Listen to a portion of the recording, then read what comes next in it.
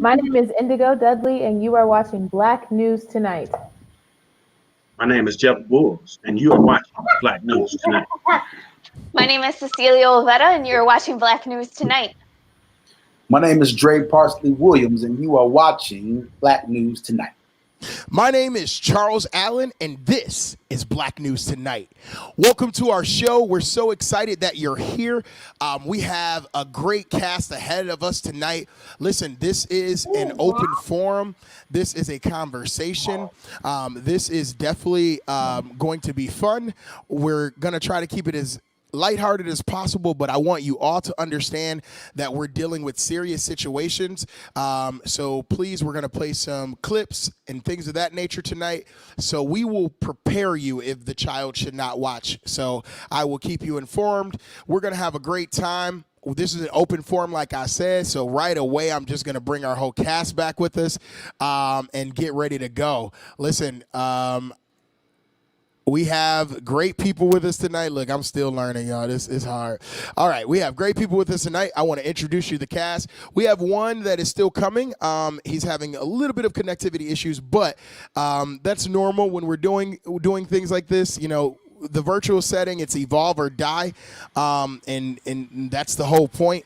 Everybody should have taken the time, you know, as far as Corona is concerned, to evolve into what's next and what's our new normal, because evolution is inevitable in situations like this. So it's evolution or death. That's why people evolve. So with that being said, I'm so excited to welcome for the very first time to our show, Miss Indigo Dudley from Empower Saginaw. Why don't y'all give Miss Indigo a round of applause? Hello. Hello, Indigo. Are you excited to be on today? Yes, I am. I'm so super stellar to have you. Like, or is that the right word? I'm stupid excited to have you. Let's try that. All right. I'm I feel stupid it. excited to have you. Next on our list is Cece Olivera. I probably still slaughtered that, but you'll get me together, right? Olvera. Olivera. All right, I'm going to try. Hey, was that right? Was that right? That was right. Yeah. Okay. Good job. Bulls, I'm working on you. I'm going to get your name right someday. All right. Talk to the people. Tell them, CC, who you are. And she's also from Empower Saginaw. I'm so happy to have her. I'm super stoked. I asked her to come last minute, and she did. And she's here, so she's going to announce herself and tell you a little bit about herself. I'm Cecilia Olvera, go by CC, born and raised in Saginaw, moved to Detroit to go to grad school, get my master's in public administration and public policy, and just love volunteering, decided to make a career out of it. Awesome. Next, I want to introduce to you two friends of the shows, two correspondents that we have on the show regularly. My first one is a mentor and a friend from the Carolinas, originally from Saginaw. That is in the name of Andreas Parsley. Pastor Dre, if you want me to be politically correct. Why don't you tell everybody hi, sir? God bless you. Hello, everybody. All right.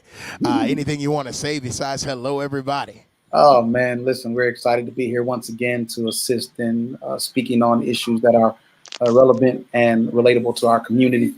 So grateful to be here with these great individuals, two of them I've known most of my life. Mr. Townsend, I can remember being at his house and with his family from the time I was small.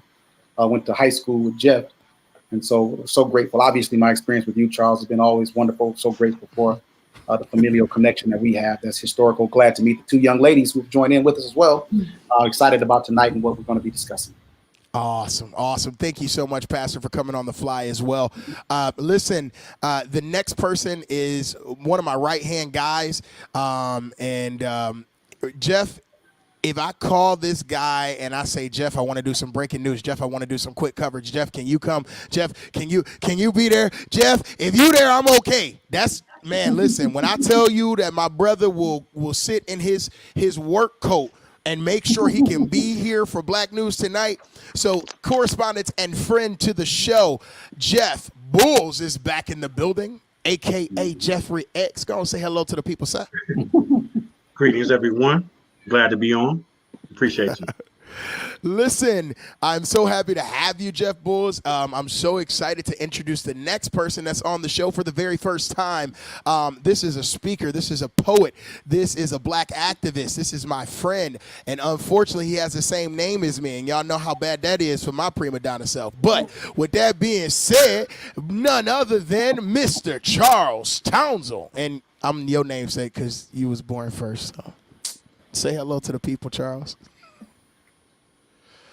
I am not. Oh, Charles, my bad. Hold on, Charles. Start over. Say hello to the people. That was my. I had you muted because you was just coming in. Say hello to the people, sir. What's up, my people? Yeah, been having some technical difficulties tonight, but very happy to be here. I know almost everybody on the panel. Like Dre said, we grew up together. Grew up with Jeff Bulls. That's fam right there, and Charles Allen. You know. Very, very powerful voice, very powerful stand in the community. I'm proud of what you're doing, bro. I had a chance to meet my sister Indigo this summer. You know, she's a queen for sure. So I'm very happy and honored to be here and have a chance to speak on this forum for the first time. Hey, man, and we're so excited to have you back. Guys, I want to make you aware there is a private chat right on the side. If you're having any issues that you need to talk about that necessarily you don't want on camera, go ahead and use that private chat. I should have told you that in the rehearsal, but we wanted to make sure we started on time tonight. Please, if you haven't had the chance, go ahead and share the live video with everyone. I did send you that link, and if you shared that, you're all set. But if you want to go ahead and share and let everybody know we're live now, please do that. Make sure you say hello to YouTube, everybody. Say hello to Periscope tonight. We're on there too. We're excited about being on Black News Tonight, and let's not keep it any. I just want to do that for. Let's not make it any longer. Let's get right into it, y'all. And I have a little cue card here for me. I want to start off with who's had a chance to look at the RNC this week. Right. I'm going to be honest. I don't know. Everybody's reaction seem to be the same. I'm going to be honest. I did not watch either of the conventions. I didn't watch either of them because, again, there's not a lot of prevalence to the issues that are pertinent to my heart. I'm pretty moderate in that respect. I don't really lean left or right per se. But there are issues that I stand with on both sides of the spectrum that are in significant opposition to the other side. And so I didn't watch either convention because I knew what they're going to say already.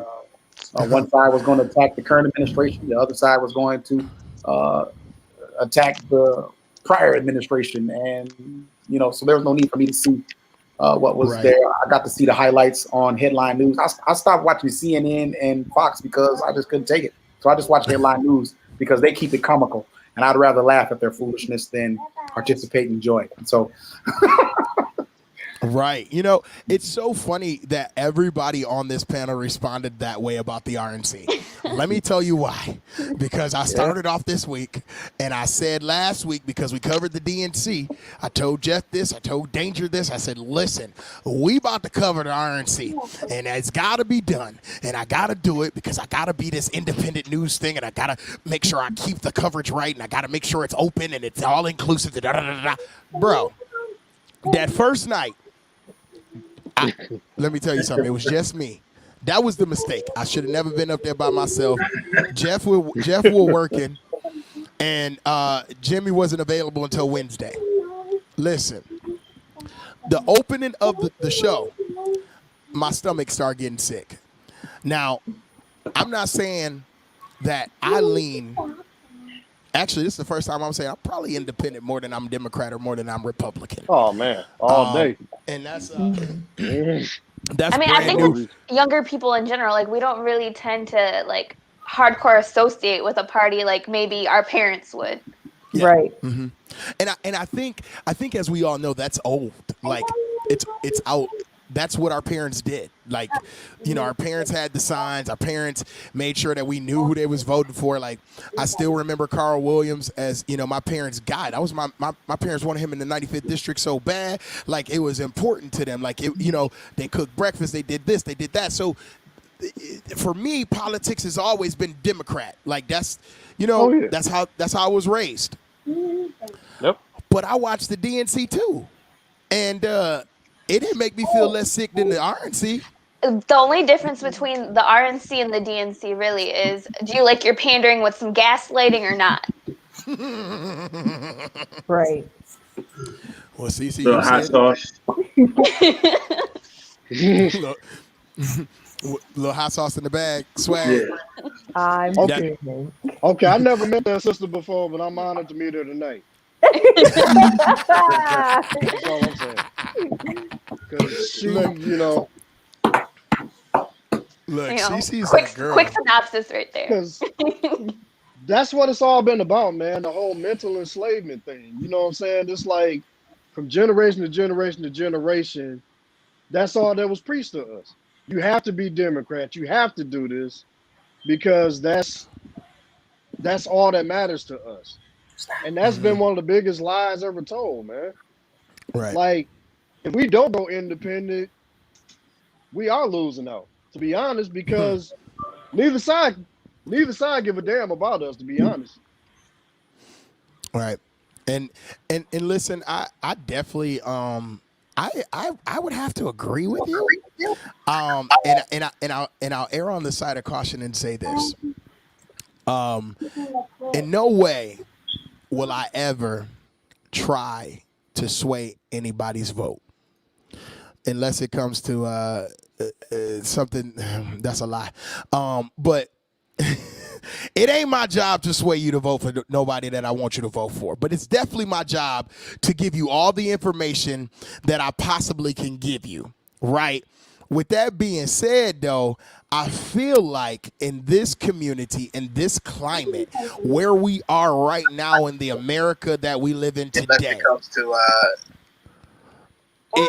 it literally is becoming a situation where now you have to be ashamed for making your politics, black, or making your politics Hispanic, or making your politics, you shouldn't have to be ashamed for self-preservation. That is the number one law of man, is self-preservation. And that's why I think it's good that we have open forums like this where ain't nobody gonna pull my leash and tell me what to do on Black News Tonight. So current media narratives are very, very racist. Current media narratives are very racist. So I wanted to talk about the RNC, but I'm going to bring, when Danger gets here, I'm going to play y'all some videos and get y'all reaction on that. Let's go right into Kenosha, Wisconsin, because I feel like everyone has something to say about that event. And I'm going to let Jeff Bull start off by telling us exactly, before the riot started, before the protest started, what happened, okay? Jeff, why don't you take it there and tell the people why we're even talking about this, because some people may not know about Kenosha, Wisconsin. Being shocked, but there are lots of people that don't know. Well, if you've been under a rock and you're now getting out, the situation was pretty straightforward. You had a situation where a gentleman was breaking up a fight, and the police were called to the scene. They arrived to the scene, barely dealt with the reason why they were called, and actually turned their attention to the gentleman that broke up the fight. Gave him a hard time, attempted to subdue him somehow and arrest him for whatever reason, not sure. He wasn't having it. An encounter or a tussle ensued. He attempted to go to his vehicle, to the driver's side of his vehicle, to check on his children. He had children in his vehicle. The police, their official, statement is that they thought he was reaching for something in his vehicle, and they opened fire, hitting him with 7 shots At point In the blank back. range. in the At back. point blank. In the back. Point blank though. Yeah, very much so at point blank. Um, I tried to keep that as general as possible. That's not how I saw it. As far as I don't think he was reaching for anything myself. I just think he was going to his car to check on his children. Uh, as a father myself, I imagine he was in a tussle, and in the midst of that tussle, he probably thought, "Where are my children? Let me go check on my children." Of course. And you know what I mean? That's where everything took a nosedive. Um, wow, that's all I can say. You know, our last show, myself and Charles, the last time I was on, that was the first time I actually watched the video, and it just angered me all over again.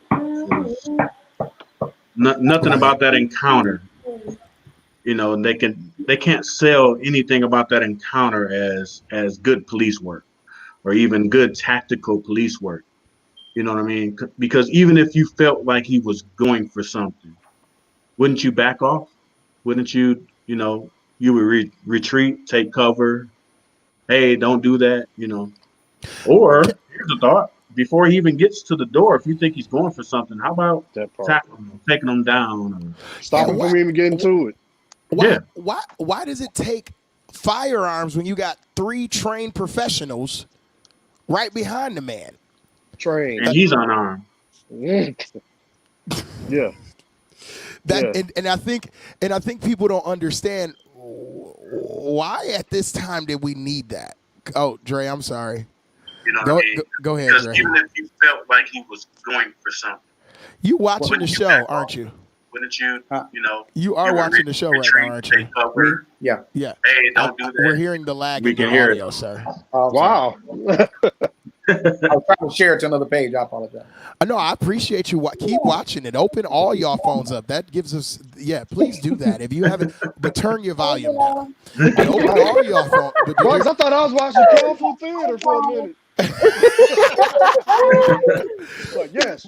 And then.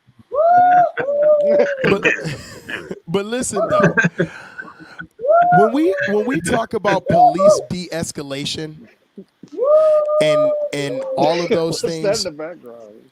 that's Dre's daughter. It's okay. I'm because y'all gonna hear my kids in a minute. But Dre, I think you had something to say before I mute you. So what are you gonna say about this? What I was saying is I work in law enforcement. Actually, I'm a officer, a sworn officer of the state. I'm a therapist at a detention center. But you have to go through the some of the officers' training as far as restraints and as far as de-escalation techniques.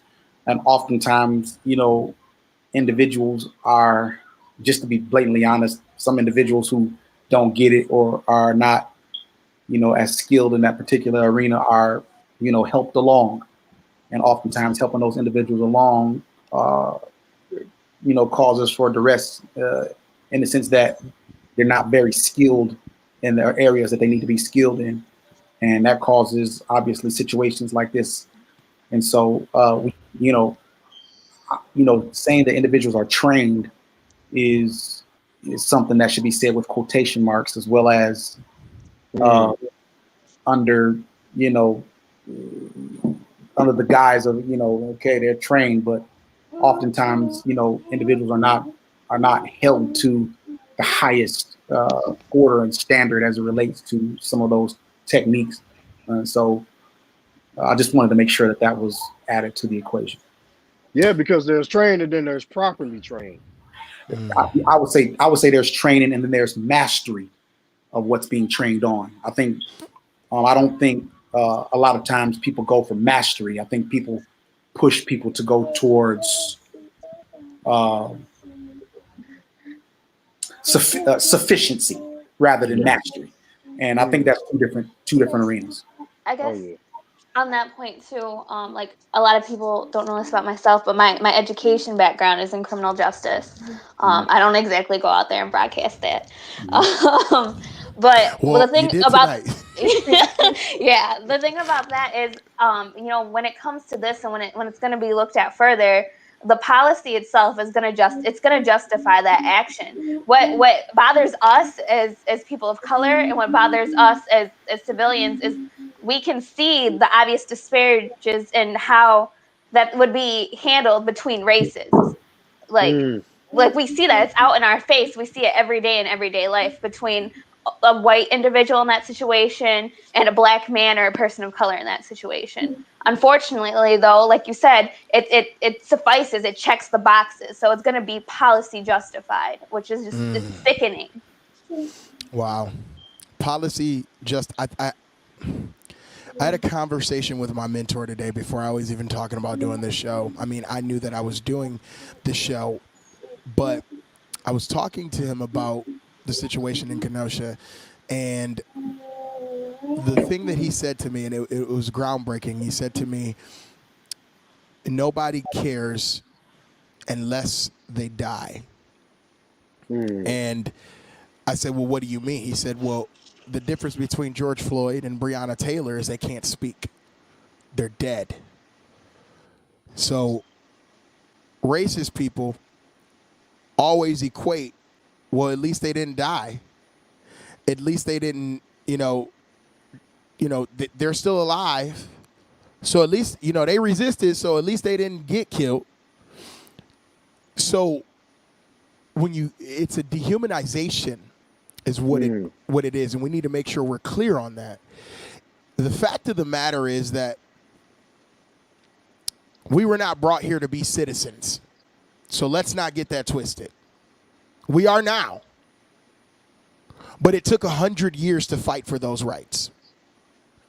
And what happens is you sit up, and Charles, I seen on your page today, and it was something very, very cool. It's like, he said it in a way that, basically, I'm going to paraphrase him, but he said, black people always have to apologize about how they protest, or about how they talk about the injustice, or how they speak on it. They can't just come out and say there's pain that needs to be dealt with.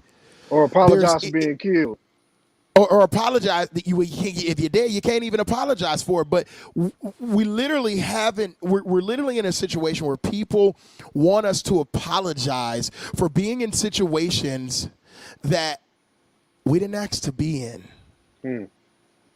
And when I say we didn't ask to be in, I mean nobody on this panel asked to even be in. No, I'm going to say it. Asked to be in this country. Okay, so. With that being said, we have to fight for a greater America. And I'm not talking about that kind of greater America. What I'm talking about is an America that represents all people. And understanding all people does not mean a few people, like a few here and a few there. It means all. It means all people. It means that you should be able to look at the picture and see who is not represented. You should be able to do that. That is not that is not what we're asking you to do. Here's the thing. There should never be a reason why a black person has to explain to you what they feel is racist, and what they feel that they're going through. And what they're going through, you should never be able to tell them that they're not correct about their experience in this United States. So That's on us. That's on us. Man, repeat that. That's on us. I think. It is on us. We have to stand up and be bold about it. One thing I say, and I tell people that challenge anything as it pertains to this conversation, I tell them flat out, you don't have the right to. This is not your experience. We have to be bold. We have to stop allowing them to inject their privilege into the conversation. This is not your conversation. You know what I mean? You don't get to tell me what my experience is. Same for you. I can't Right. tell another person what their experience is. So you damn for sure can't tell me what my experience is. So we have to be assertive conversation. Like I think a lot of us, I imagine all of us on this panel have white friends and friends that are not of our persuasion. And a lot of times we default to a place that kind of makes them comfortable. So Facts. we Mm. can't do that anymore. Can't do that. And No, it's been Right. time out for that, bro. I Yeah, Been exactly. time out. no, Go ahead. Go ahead. Go Indigo, ahead. Oh, please. Indigo, okay. y'all, I will talk all night. So just go ahead. I'll No, mute you if I need you to shut up. I'm screaming. Okay. Well, I definitely agree with you, Jeff. Like, I always tell people, like, it doesn't matter what the situation is. You are always correcting your feelings. Like how you feel, nobody's able to tell you how you feel. Like if I say I'm sad and somebody says, no, you're not, I'm like, what? So you don't like nobody gets to do that. But it's frustrating, and I talk about this a lot in some of the presentations that I give at the university, how it is exhausting trying to explain myself every single time people don't get it. Like, oh, I don't get it. He's only paralyzed. Only? Mm. Only. Mm. Like, one, the situation could have been so much worse. And Right. it shouldn't have happened in the first place. But Exactly. only. Like I get so tired because then I don't want to turn into the angry black woman stereotype because sometimes Who cares about that I don't narrative worry about that anymore? no more either. I'm just I'm just trying to come from a place where I want you to understand where I'm coming from. I don't want you like yes, I know that I need to vent an outlet, but I know at the end of the day you're not going to hear what I'm saying if I vent to you. If I Right. react that way, you're only going to listen to how I was yelling at you and how that made you feel. So it's Mm. it's exhausting and it's just a taxing battle and I'm just really tired. I'm just so tired. Oh yeah. Charles, please tell us what you're feeling, brother. Uh, I feel a lot of emotions, man, because it's like, a post that I made earlier was about us just plain and simple being tired. You know what I'm saying? It's beyond enough. And those that know me personally know I don't really cuss, but it's like it's been hard for me to describe things without cussing because it's Facts. like we so beyond the point of being fed up, man. It's like, damn, what more has to happen for these insensitive bastards to understand that we're tired of this and we don't deserve it?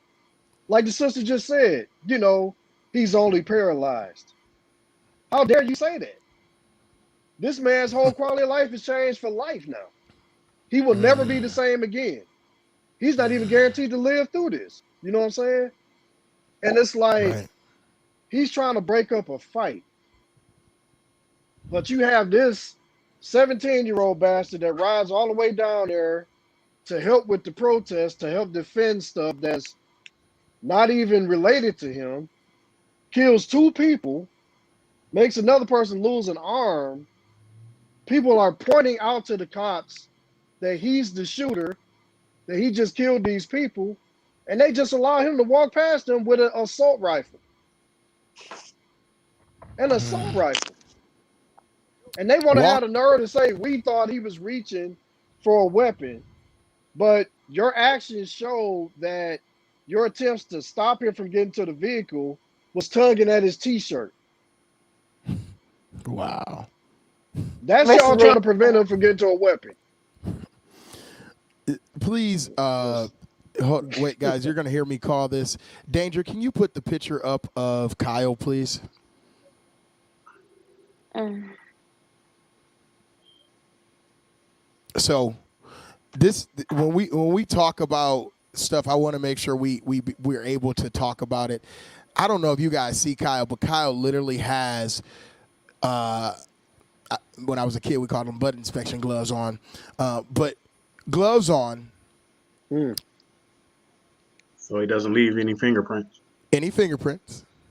I noticed that right away too. This is an illegal assault rifle. Right. And he's 17. And he's 17, so it's illegal either way you look at it. So, Right. But let me just show you something because I need to paint this narrative for everybody out there. So let me tell you this, and here's a good point for you. So you take a gentleman who Loosely. three Gentlemen. officers came on the scene because he was breaking up a fight. He becomes a suspect.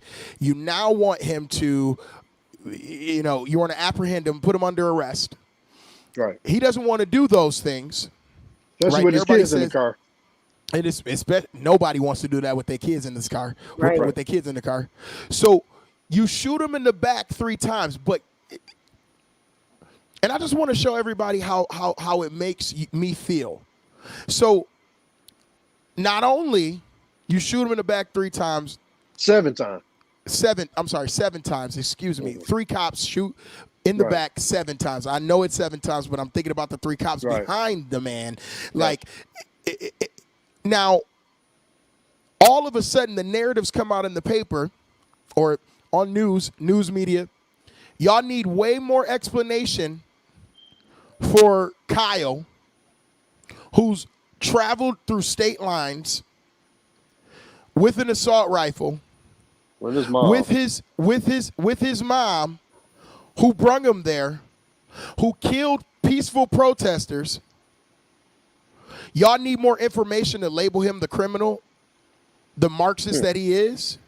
But y'all didn't need more information to label the black gentleman wrong for resisting. Just take the man's license plate and do your job. He should have never been able to walk by you with an assault rifle in his hand. And you labeled him as an aspiring police officer. And a patriot. Because he supports something that you believe in.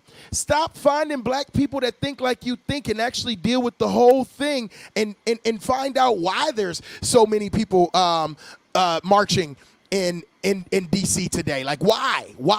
Or on the 29th, why are they doing that? There's a reason why people are anti-Trump. There's a reason why people are doing this. You can't keep going to get token black people like Herschel Walker and letting him speak and think that's going to take care of all the black people. No, what that is deflecting. What that is not dealing with the necessary problem at hand. And don't give me 4 days of bullcrap telling me that America is not a racist country because 5 black people said it. That's not enough black people to say it. Like those 5, and then I don't want to hear any congressman tell me why yes, I'm here and I'm voting because I'm a Democrat. But I'm sure you're probably shocked that I'm here. I'm sure you're shocked that I'm here and I'm standing and I'm a black man. I'm not shocked.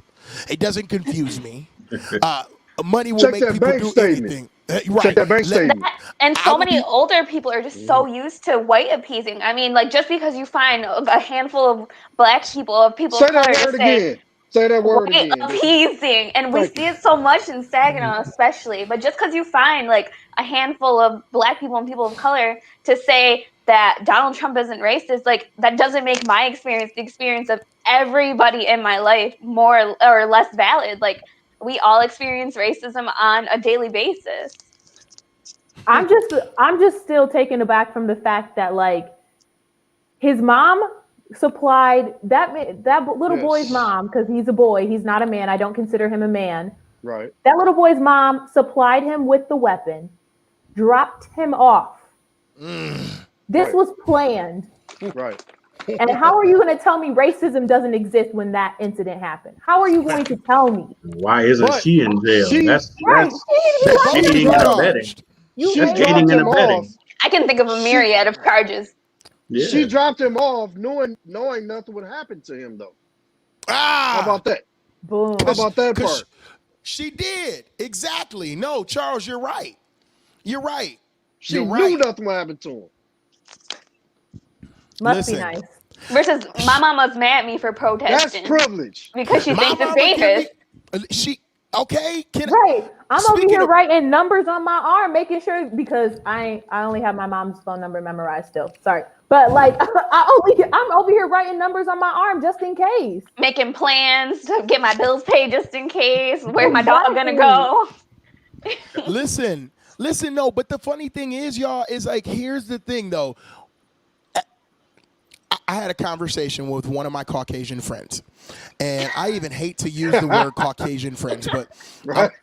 I gotta say it. No, listen, because Hey, this you okay? gotta you gotta understand, like, even they don't know what privilege is. Even they don't know. So I was talking to my friend, and he was like, there should be more. No, there's actually 25 viewers. Charles and each of thank you so much, Stacy. Y'all say hi to Stacy Waskovich. She's sharing the videos, but he doesn't know that you get a free phone call. He was telling me about being locked up in jail, right? And he was like, oh yeah, I was locked up for 3 days, and I was just sitting there, and my parents were looking for me and everything else, and I'm like, okay, you locked up for 3 days, and you you ain't know you had a phone call? He was like, no, I had no idea. To be honest with you, the funny thing is my neighbors, my mom went to my house and she was looking for me. And the neighbors was like, where is he at? And the neighbor said, he's probably in jail if you ain't seen him in 3 days. And even his mom was like, no, my kid would never be in jail. White Right? privilege. What? He didn't even know he got a free phone call. How many on this phone call know that you get a free phone call when you go to jail?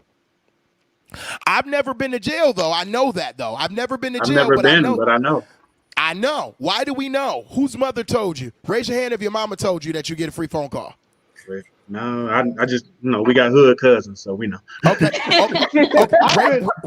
Raise your hand if the village told you. Raise your hand if the But village the told same you. thing, like when Right. my Caucasian friends do encounter the justice system, they always come to me like, so how can I tell if someone's in jail? How do I check the register? How do I do this? How do I do that? Because that's not something that's in their life, what they're prepared to do and experience in life. Well, I went to jail, Listen. so I found out personally. So, Okay. nobody had to tell me. Okay, I forgot. I did go to jail once, Uh-huh. but I was released. You forgot? This is how crazy it was. I shouldn't have been there because they booked me and released me on my own recognizance. Right? Now,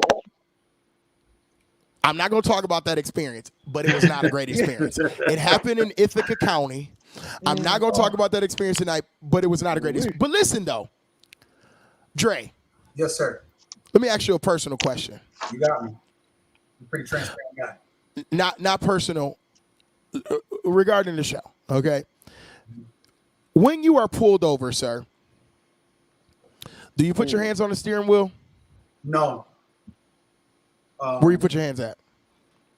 I don't, wherever my hands are, they are. I try to be, if I have my sons in the car, I try to be very mindful of what I'm doing. But I'm always very direct and very, I hate to say this, but very condescending towards the officers. So they know that they don't play with me when we're in the middle of this. You know what I mean? And where I live in a primarily European American community.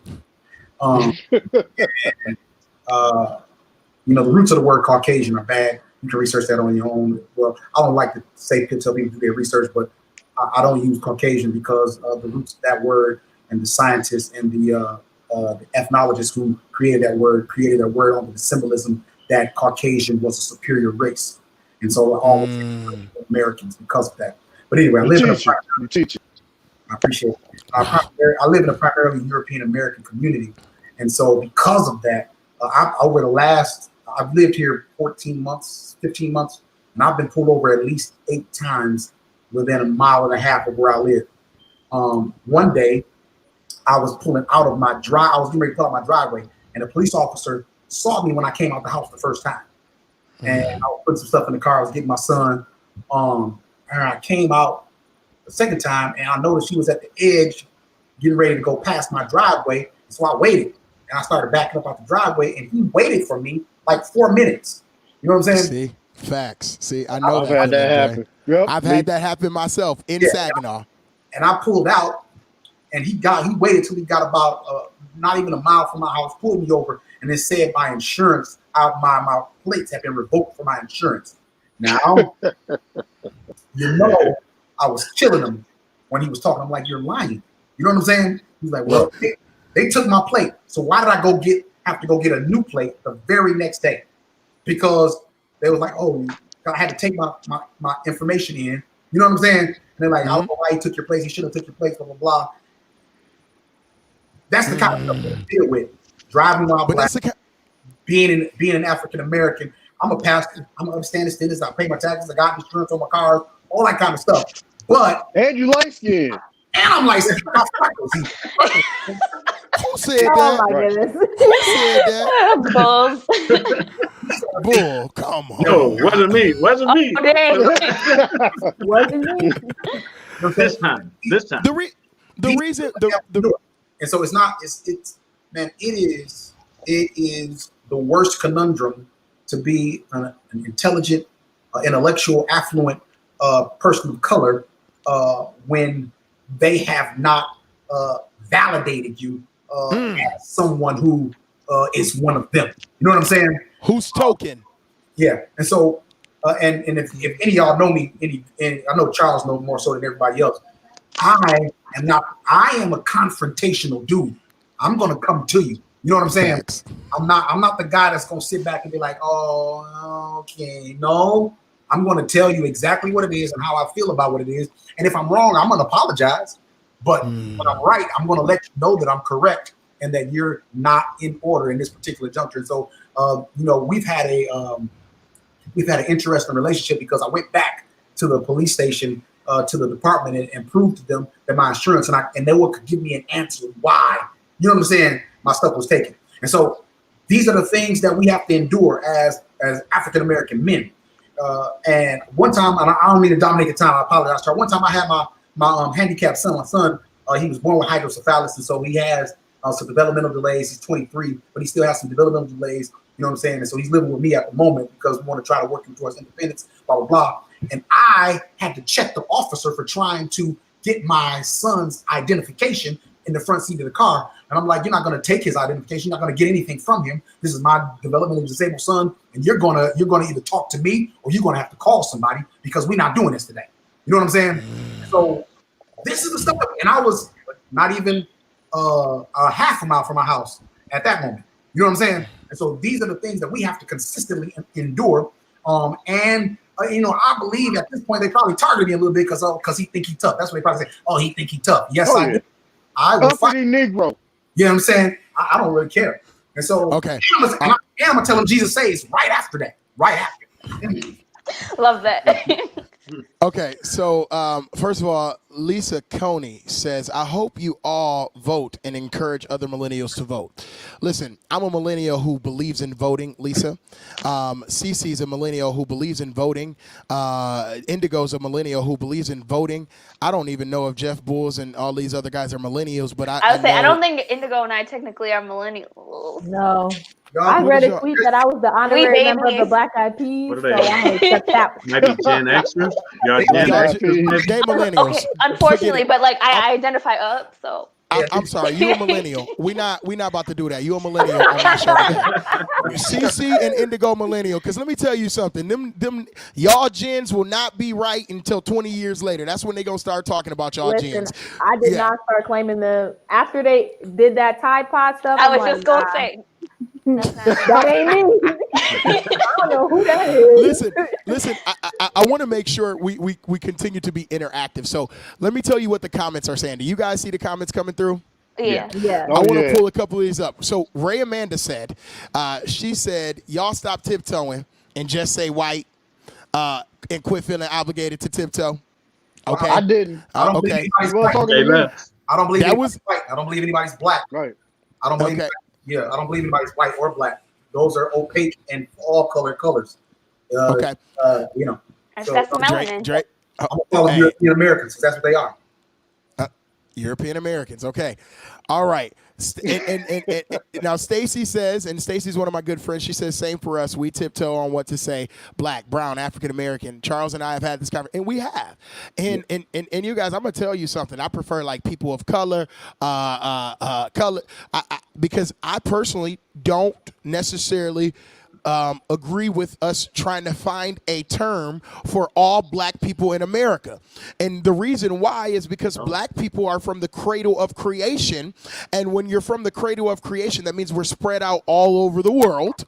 Okay, and there's Jamaicans, there's Haitians, there is Puerto Ricans that have African American descent. Afro-Latinos.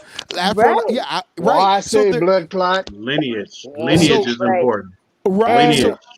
I like So- leaning towards people of color more than I like leaning towards black. But like, if I'm looking for specification, I use black instead of African American because we don't I have never the use that. luxury of knowing our lineage. Like, I don't know if I'm actually from Africa. We don't So know it's like- that.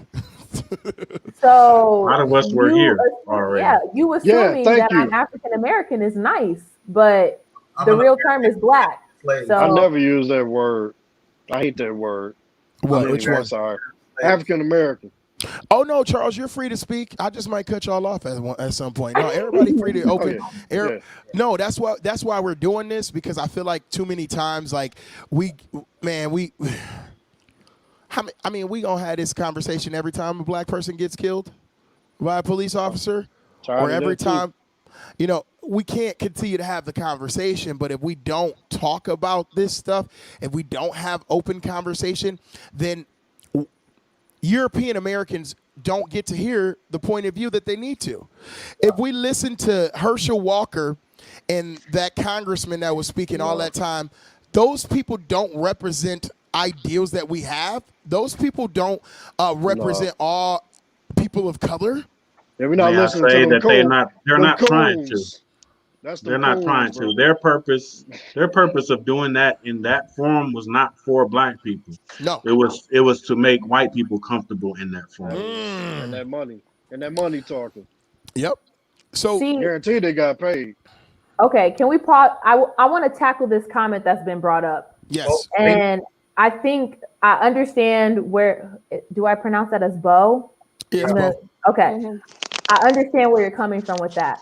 However, we can't start to see similarities until we recognize each other for our differences.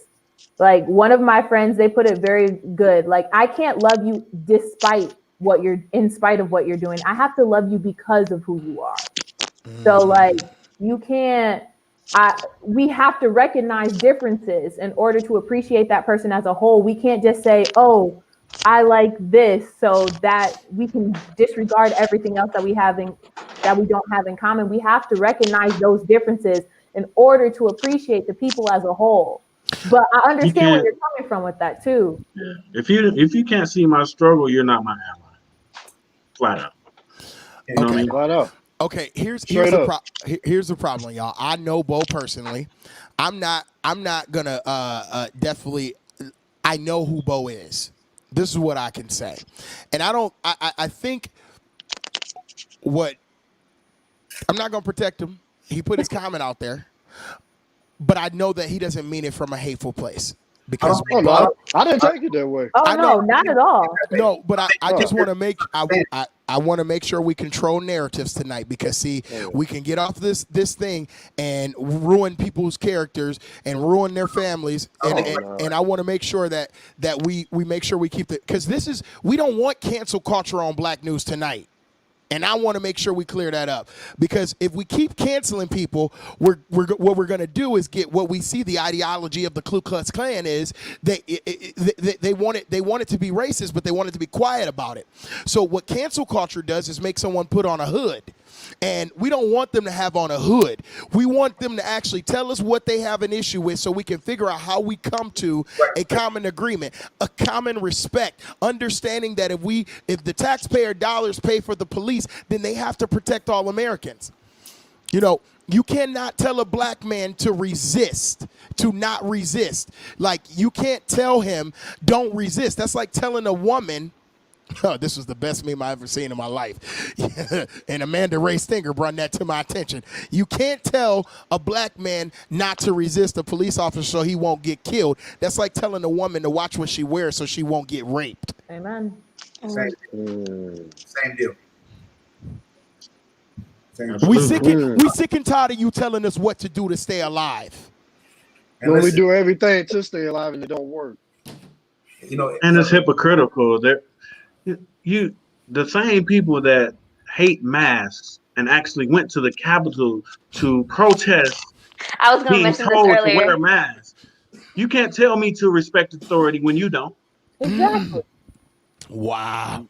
Not to mention they was all up in the police face, All in it, Armed. without a mask. armed Armed. with the safety off the assault rifles.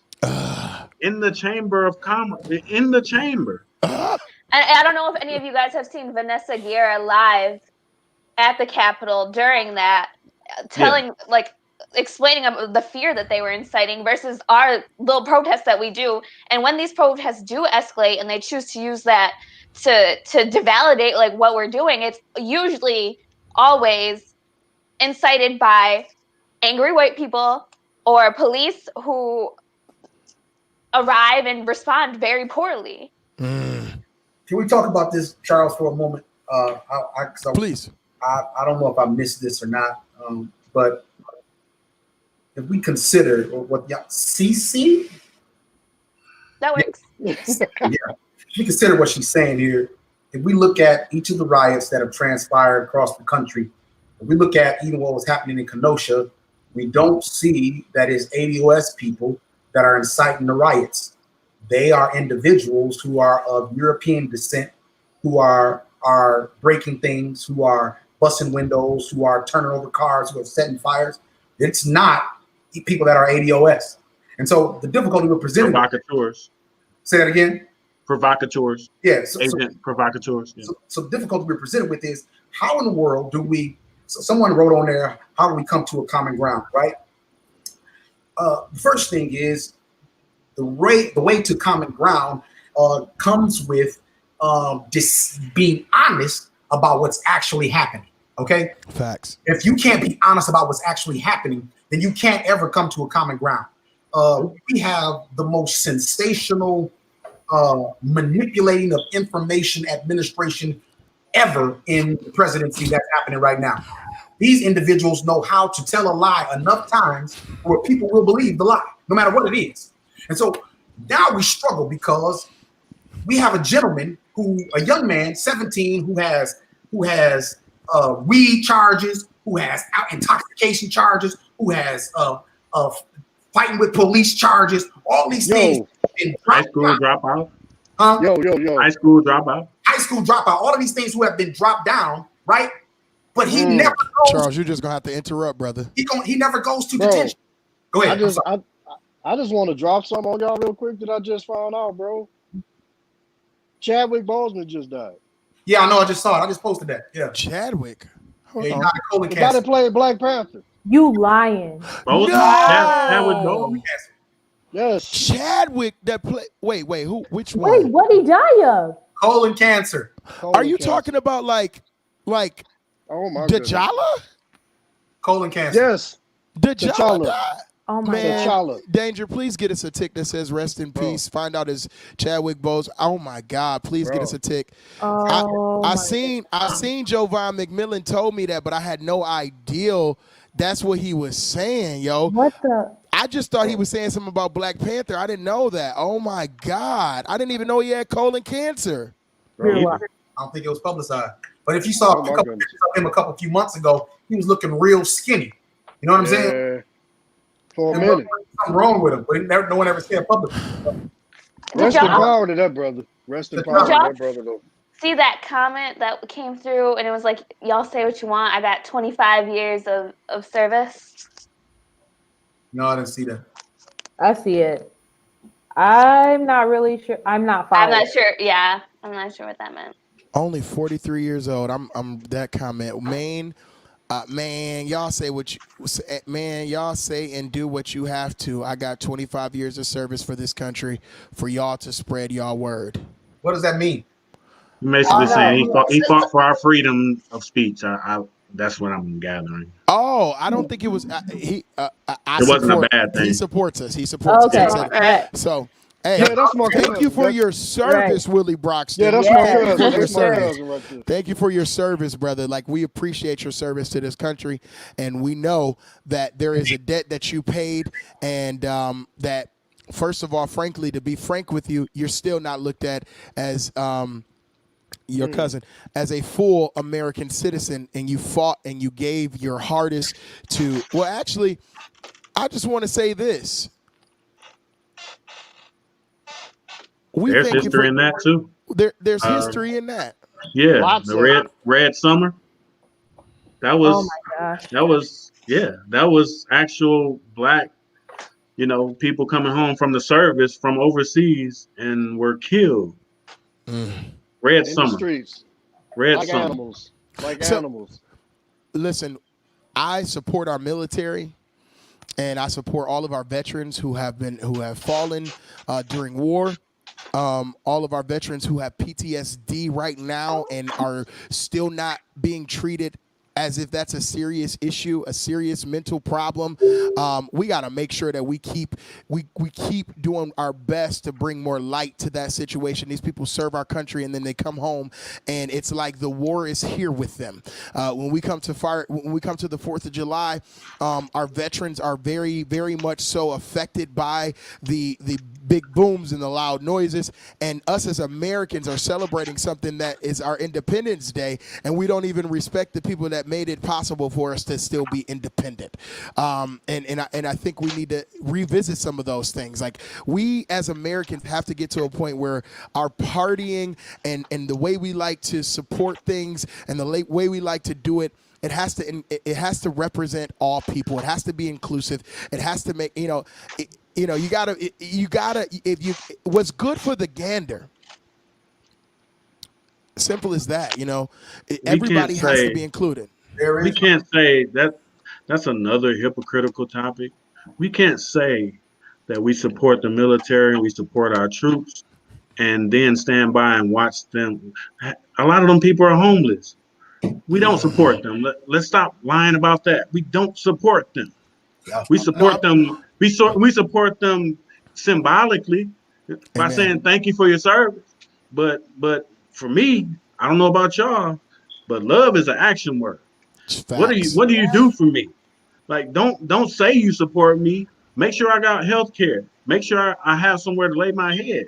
If I'm homeless as a veteran, you don't really support me. I think, wow. Brings us right along to our next topic. Jeff, there's nothing that need to be said after that. I mean, we could close the show right there. I mean, that's the truth. You can't say you support the veterans and thank them for their service, and some of them are homeless. Not some, most, probably half. We don't know the percentage on that danger. Find out how many homeless veterans are in America. We support them when they are beneficial to the country. Once you're out of service, where is the support? Wow. And that's why many of them re-enlist, because they don't have anywhere to go if they come back home. Or commit suicide. Think about it. They 2, 3. We celebrate people for having 2 and 3 tours of duty. We never investigate why they have 2 and 3 tours of duty. Willie Broxton just told us it's 33% Wow. of veterans are homeless. 33%. Wow. Now listen, that's alleged until I wish I could say that was surprising. that Right. is not. It's not surprising because we live in a country who is self-righteous. We live in a country who is selfish. We talk about the word selfish a lot. It's a difference. If you got five, my mom says this to us. If you got 6 bananas, right? You got 5 people, right? What's selfish is if you take all 6 of those bananas, okay? But if you take one banana and you're self-interested and you grab that one banana and you're like, okay, look, the rest of y'all got to do your own thing, right? That's self-interested. But I think self-inclusion would be one person saying, hey, I'll split half of my banana just to make sure you have a banana. You know, like, I don't want you to go without. You know, I'll take a shirt off my back because I got 10 of them things just to make sure you have some clothes. You know, I don't want you to go without. I don't know. I'll take, you know, $100,000 of disposable income that I have available to me to give to a couple of people so they can get some homes. I don't want them to go without. I want to make sure that the whole world, the whole country has insurance. You know, we get so bent up in this country about socialism and Obamacare and all of those things, but the big deal is that, you know, the lobbyists, which is the pharmaceutical companies, we allow our politicians to lie to our face. All right. Flat out. You can't. They lie to our faces, and we take it at face value. We pay them to lie to our face, actually. Yeah. Wow. Paid them to. Okay, so all right, so this is what I found. Okay, Danger is doing fact checking. The report says Dre Parsley's doing fact checking. All y'all doing fact checking. Okay, well, amen. Glory to God for fact checking. Dre, I just want to, because when I read that, I heard your voice say it. Just say what you just put in that private chat, please. No, I just said there's a report that says that the homeless population is around, the adult homeless population around 11%, and about 45% of those are African American. So not discounting Broxton's numbers, because you know you can find a wide range based around how numbers are that data is acquired, and so somewhere between 11 and 33% is horrible still, and so. Right. Now, Danger said, I found closer to 23% of all homeless persons are veterans, but 33% are homeless veteran men. Men. I don't know why I'm reading it like that. Right, don't say means.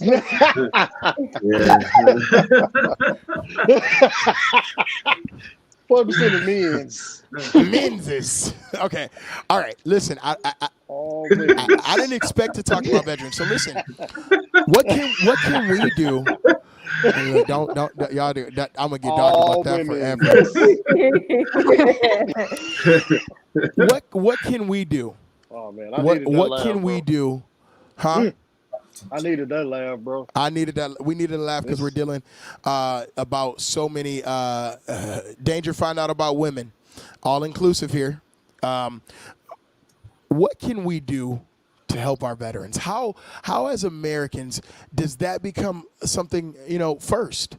You know, we talk about this country. How we help them? Yeah, is not let it be a symbolic conversation, but a policy conversation. What does policy look like? And to actually incentivize human service jobs. So like now human service workers get paid well. Like I have an MPAP.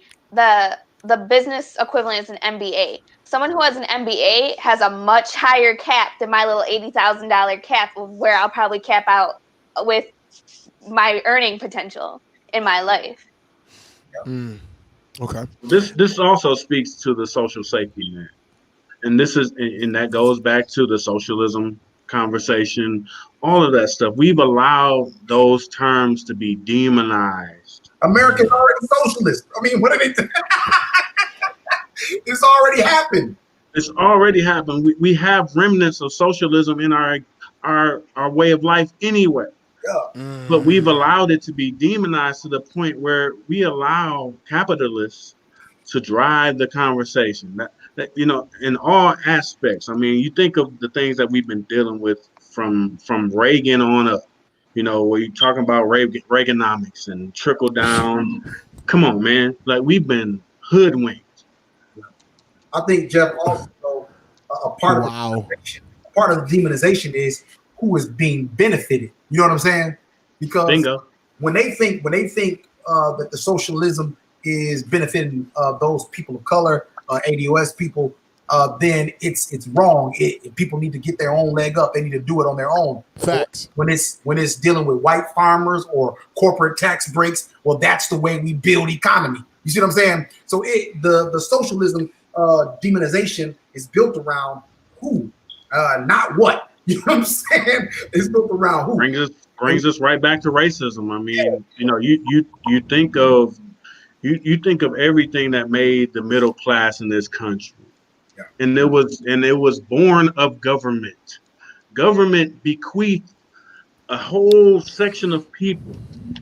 Yeah. Basically, you think of land grant colleges. That came from government that undergirded a white peasant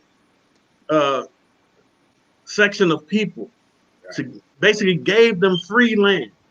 And then Where is our and meal? then taught them how to till the land.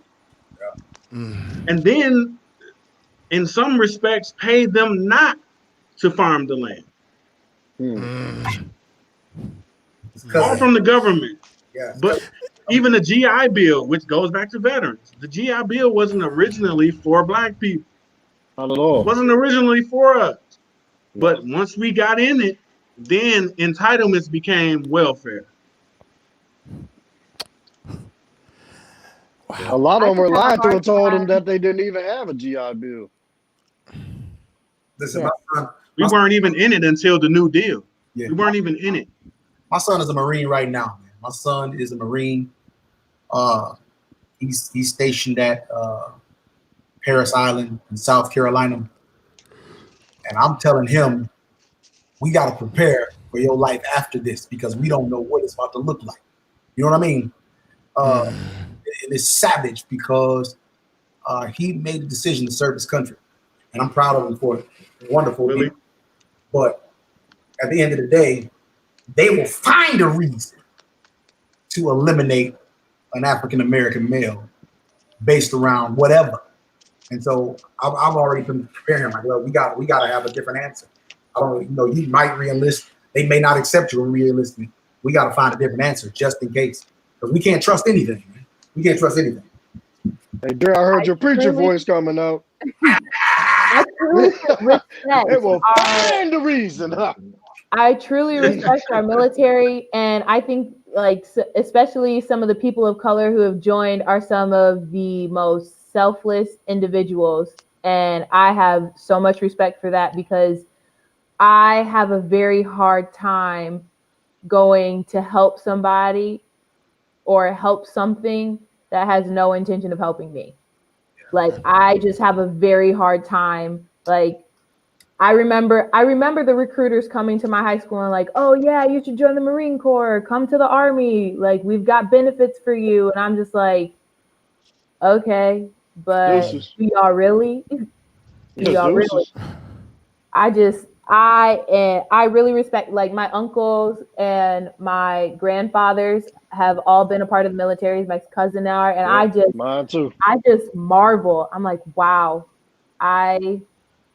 true respect, because I honestly, I can't imagine doing it.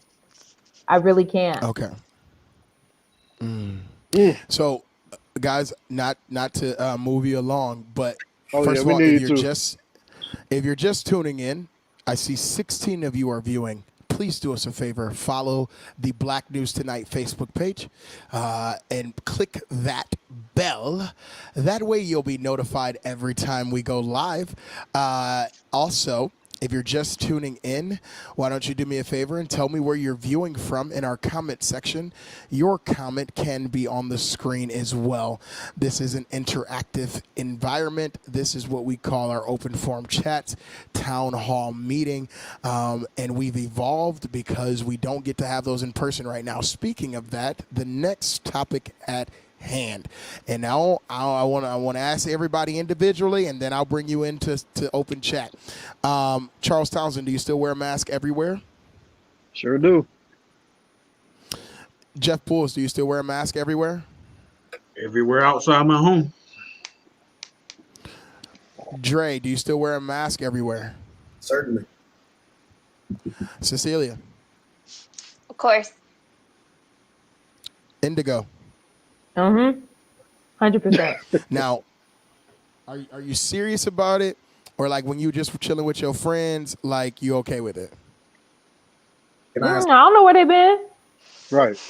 I do not know where they've been. Hold on, Dre. Hold on, Dre. Oh, hold on, Dre. I still use gloves at the gas pump. I got a little Wow. hand sanitizer on my purse. Okay. Let me ask you a question. Do you feel like President Donald Trump is the president that saved us all from the coronavirus? That's a joke. If I had No. $1 for President- every time they stood at the RNC, I could pay my student loans off. How you gonna save us? It's still here. It's Have still you ever here. seen him wear a mask? Nope. Once. It was a photo op thing. I It's think. real recently. Once. Right. Real recent. Okay. All right. So here. Okay. Dre, what's your question? I'll be scared. Question. I was talking about the mask issue. I do it. I don't do one. No, I want. But I want to know what your issue was. Tell me. no, I was talking about the actual mask issue. Like I said, I don't do it when I'm preaching, but everywhere else, and I have to. My wife has lupus, and so I have to make sure because of that I stay virus free because an autoimmune deficient person, any type of autoimmune disease that's rheumatoid arthritis, lupus, anything of that spectrum, all of those that COVID stuff, and it's worse on it. And so yeah, I have to. That's all I'm saying. I have to. Okay. I didn't answer. I do wear my mask. I was going to ask you too. Yeah. Are you asking us? What you doing? Okay. All right. So I have about eight masks. They're washed. I wear them. I keep them in my vehicle. If I'm outside, I'm with a small group of people. No, I don't wear the mask outside. Inside, yes, I feel like the mask is mandatory. It is something that shouldn't be questioned. Now, I wanted to ask this question of you guys just because I want to. Listen, I be laughing because y'all don't know Danger's here because you can't see him. Danger's in the building though, and he just sent me a text message that says, "Stop picking your face. Stop." So ain't none of y'all tell me I was just sitting on camera picking my face. So, but I ain't noticed. I ain't see I it. didn't notice either. But that's I'm why paying Danger. attention to what you're talking about. But listen, He was like, I put in the chat, I was trying to be low key. Listen, no, he you don't texted put me. yourself on blast. No, he was trying to. He texted me because he didn't even want y'all to know in the chat. He texted me. So, but Hey, listen, can I say something about the Republican National Convention real quick? Please. After I say it, after Just I one get, thing. after I Go ahead. after I get to our comments, look. All right. So I want to talk about the Republican National Convention because when we first talked about it, nobody wanted to talk about it. So we're bringing it back around. Okay. Now I'm bringing it back around, and the first thing I want to happen is Danger. Can you please for me pull up Donald Trump's speech, please? Okay.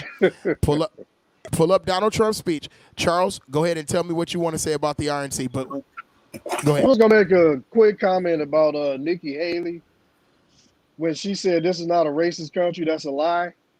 But then she went right into talking about how she racist grew it up was. facing racism. Right. She Like, said I was a brown girl in a black and white world, and she saw her parents experience racism all the time. How about this? What's Nikki Haley's real name? Right. Bingo. And on top of that, she changed her name. But it's not a racist country though. Bingo. The country's not racist though. That's But the lie, that was the whole RNC though. And the whole thing was we're living in this dystopia and a lot of fear mongering about what the left is doing. And then but wait guys, the world is a great place because we have Donald J. Trump.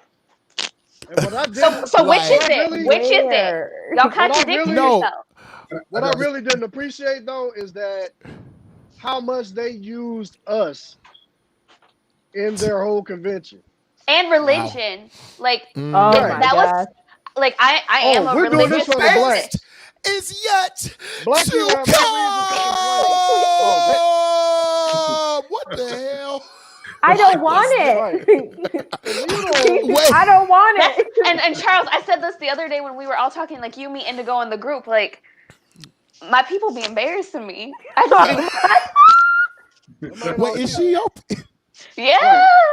Oh my goodness. Who? Who your Kim people?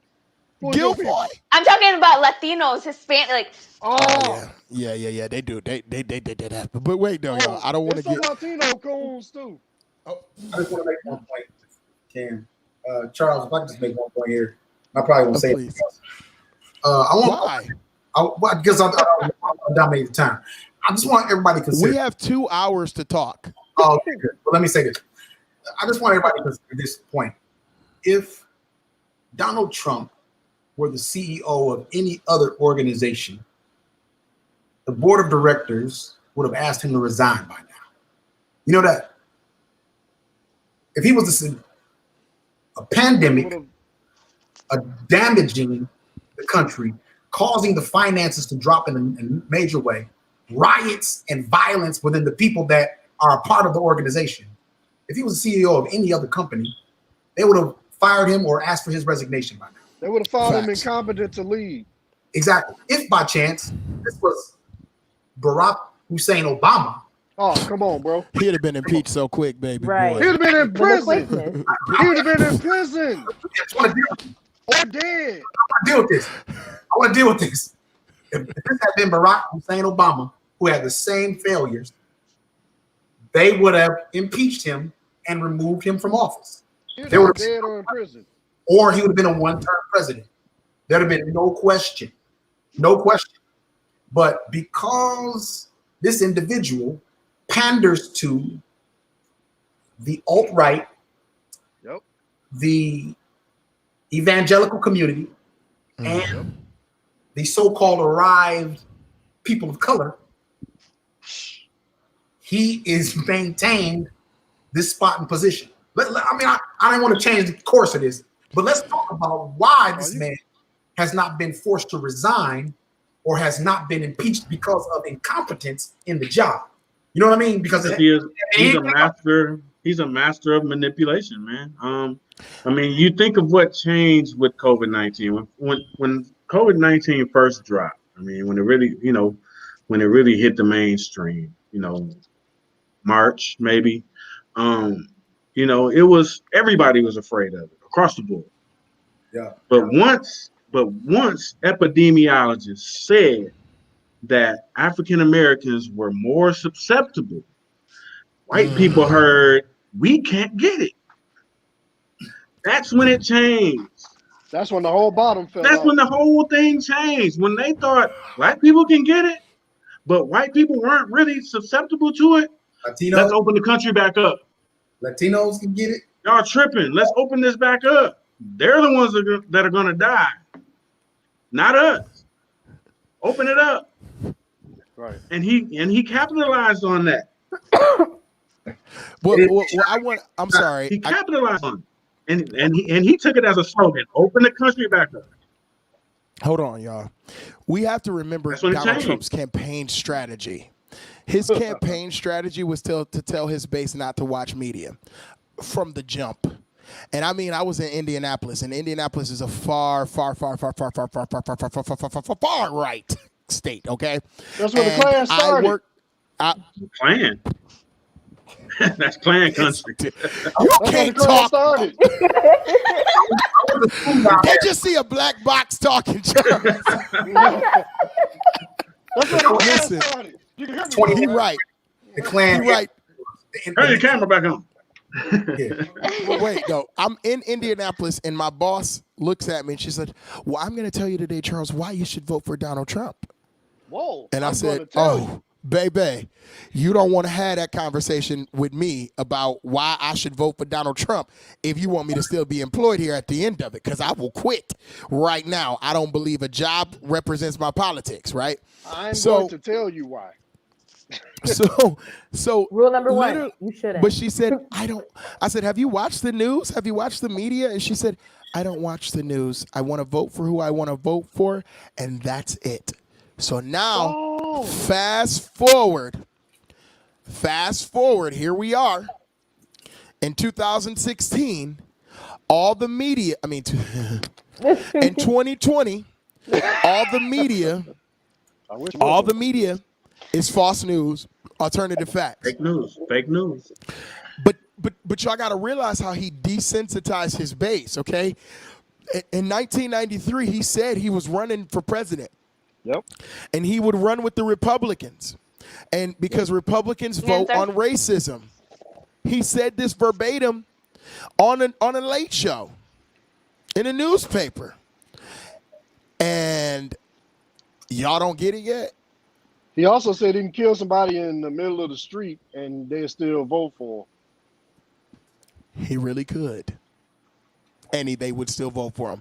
I mean, literally, anything He really that could he has, right now. He really could do whatever he wanted. Yep.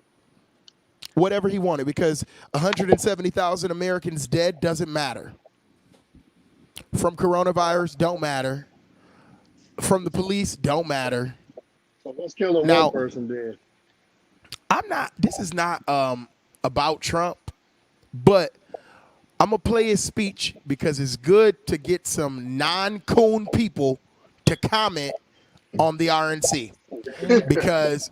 Because sorry, like Herschel doesn't represent me. Herman Cain doesn't is he? I'm sorry. Not I'm Herman. so tired of the coons though. What's the other one? Listen, throw Candace Owens under the bus as well, because I was gonna say, and there's like They didn't Kim even let us Klacik.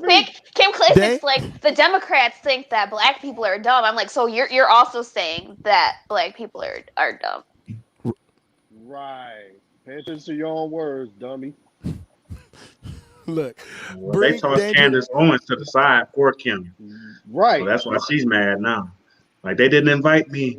Yeah, they got a new you. right. Trey, we get into that. Trey is Don't come on to it. us now. Right. Danger, go ahead and Omarosa. play that speech, please. Please, Omarosa, my God. I thought we're not gonna be making Omarosa relevant again. She's not relevant. Let her not be relevant, please. Listen, this is 45 right now. Thank you very much. Thank you very much. Thank you He's so arrogant, very man. much. Friends, delegates, and distinguished guests, please.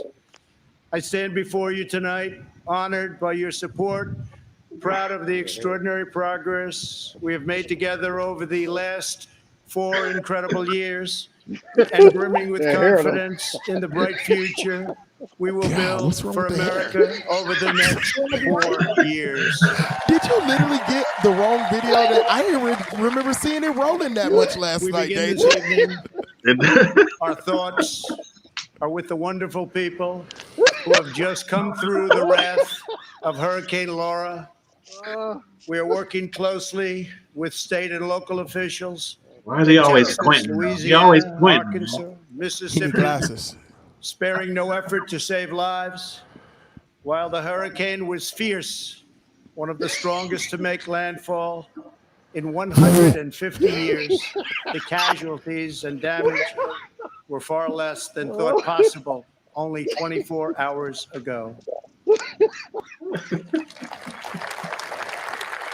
And this is due to the great work of FEMA, law enforcement, and the individual states. I will be going this weekend. And congratulations. Thank you for that great job out there. We really appreciate it. Danger, how long is this We are speech? Because I one can't do it national much family, longer. and we will always. How long is the speech, Danger? Well, that's too funny. Oh, 2 hours.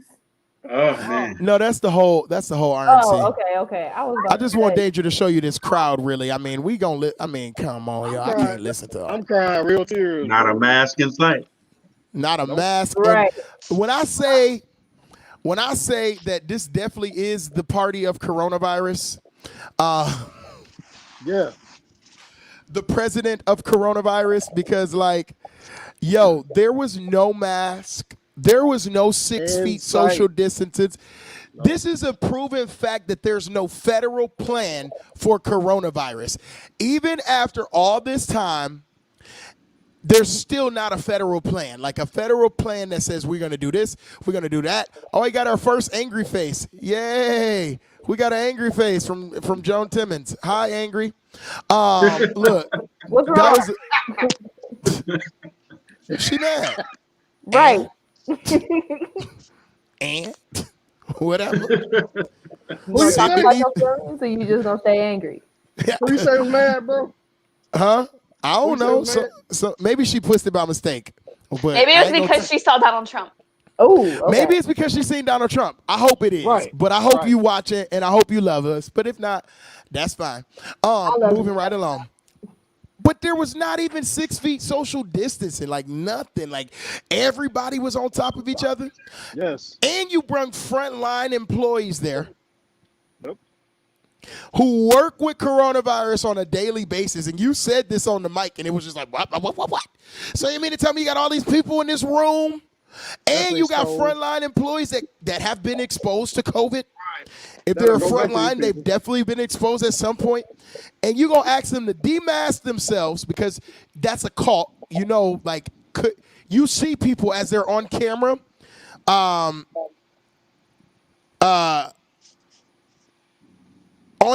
taking off their mask if the camera goes by them. So it must have been a written rule that if you came to this event, that you couldn't have them. Look at that. Look, you see?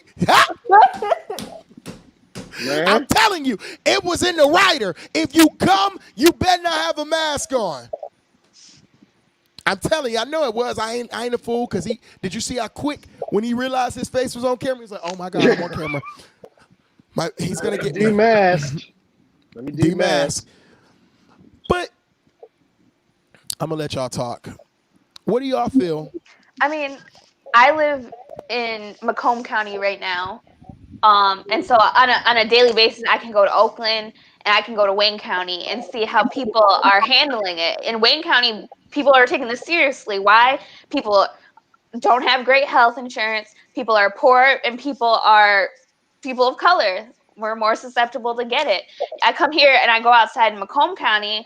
There's a lot of white folk, and they don't care. They got their Donald Trump signs out. They're going in the restaurants. The wait staff isn't wearing masks. They're not practicing proper precautions, and they're just letting people come in and out, and they don't care. That's I the agree. colonizers. I agree. I was just up in Tawas, and it was the same way.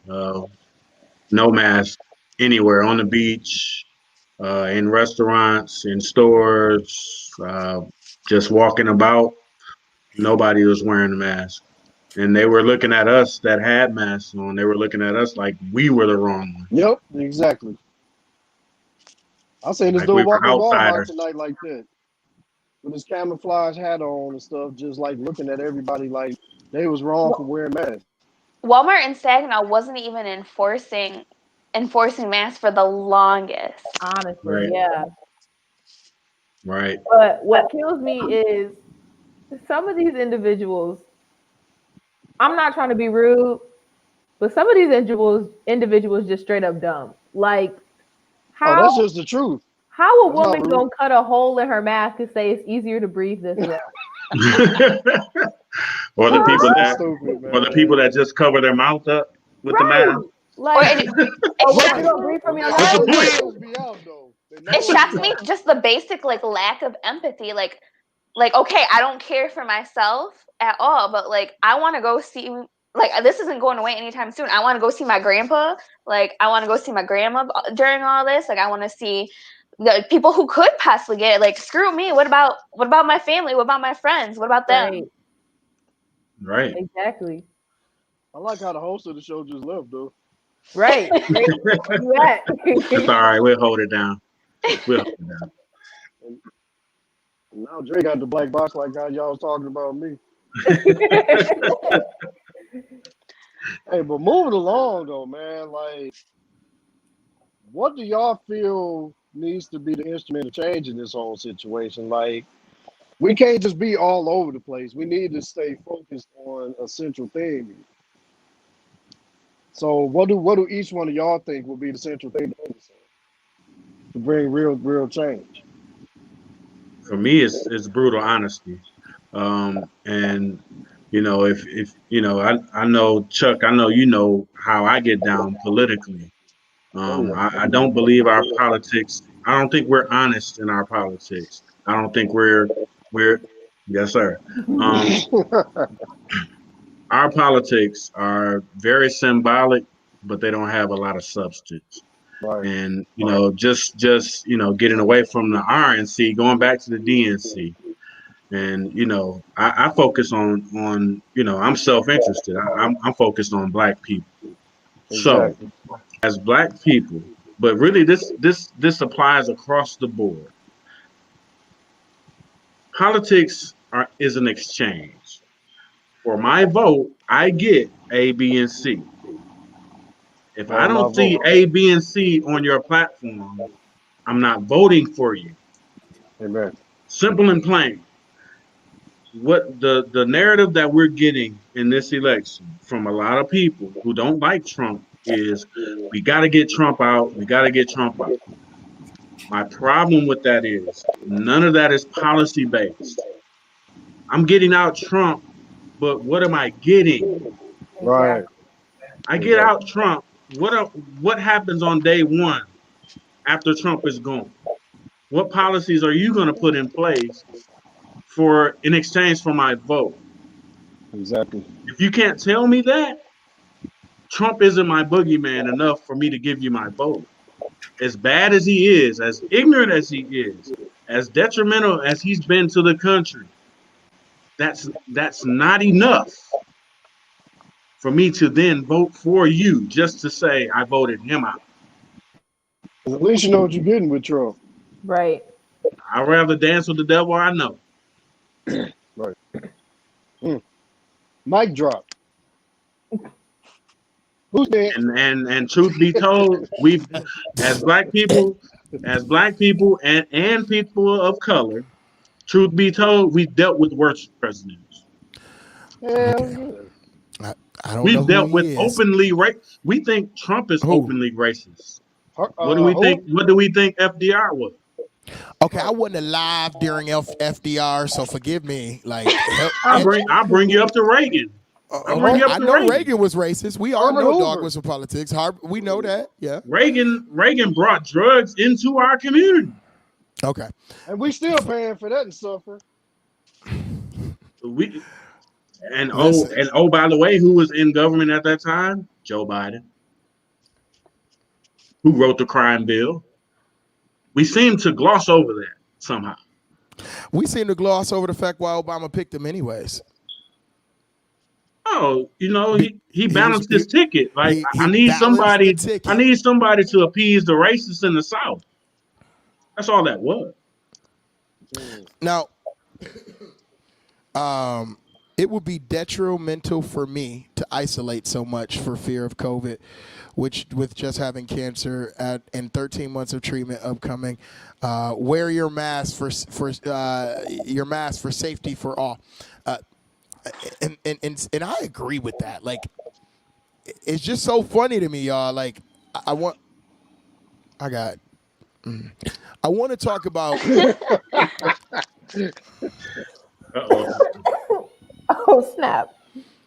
Y'all hear him? Oh yeah. Okay, so this is how I'm gonna do this. I want to talk about female representation with the Republicans and how CC and Indigo feel represented. Within the Republican Party? Right. Hold up. Yes, yes. I'm putting you to the top of the screen if you haven't noticed. Cece? You folks. Oh, okay. I thought she left. Right. My dog is. Oh, you're fine, Stacey. No, Go ahead. I think any female who I heard listening to within the RNC is far from representing me. They live in this alternate universe that is not the America that I've been blessed to experience, let me tell you. Even those who were women of color totally contradicting themselves on whether this world is racist or not, and whether they have even experienced racism or not. Just because they were a little bit more strategic with picking who they were speaking than maybe the Democratic Party was. Like, one thing that I was talking with my friends is there's very little especially like Hispanic and Latino representation in the DNC. So maybe the Republican Party was a little bit more strategic, but they must have really, really done their job to search for some of them speakers. That's all. It's not a matter of representation. They were just a little bit more strategic. Oh, they did their job, all right. The whole thing, it's the contradiction for me. Like, how you gonna say racism doesn't exist and then have a full-blown story about how racism exists? Like, for me, In like, the same sentence. In In the the same same sentence. sentence. that's Right, same just like, sentence, though. I'm done. I can't listen to you because you're lying. Like, you're flat out lying.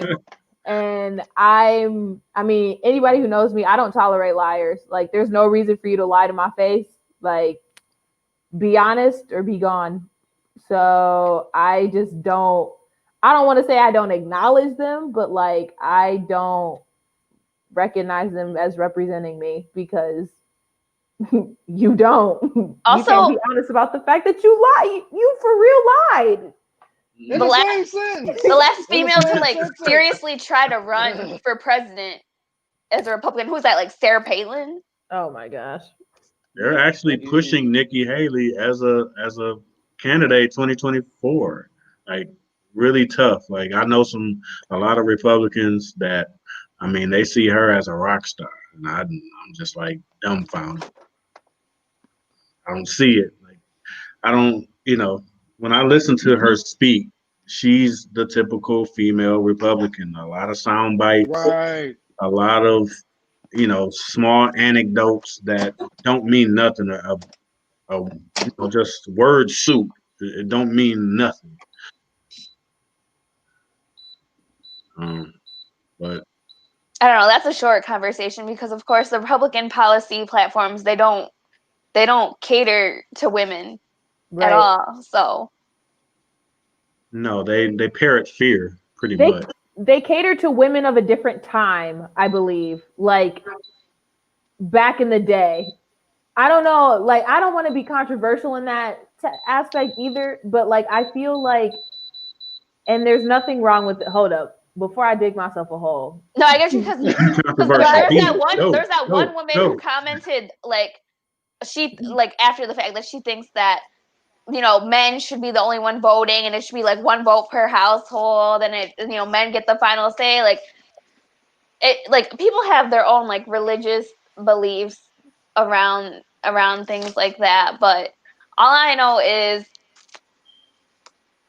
I have the right to vote and exactly right. Deal with it.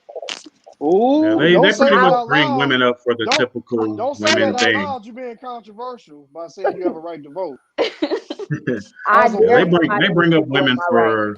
Somebody fill me in. What's going on right now? We still talking about. We talk about women. Females Like, and Republicans don't care about women. Like their whole policy platform has nothing to do with women.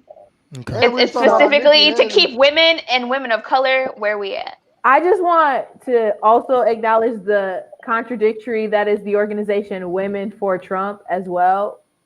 I don't get it. Latinos for Trump. Man, I don't get it. Like I just don't understand. Charles said no F-bomb. Why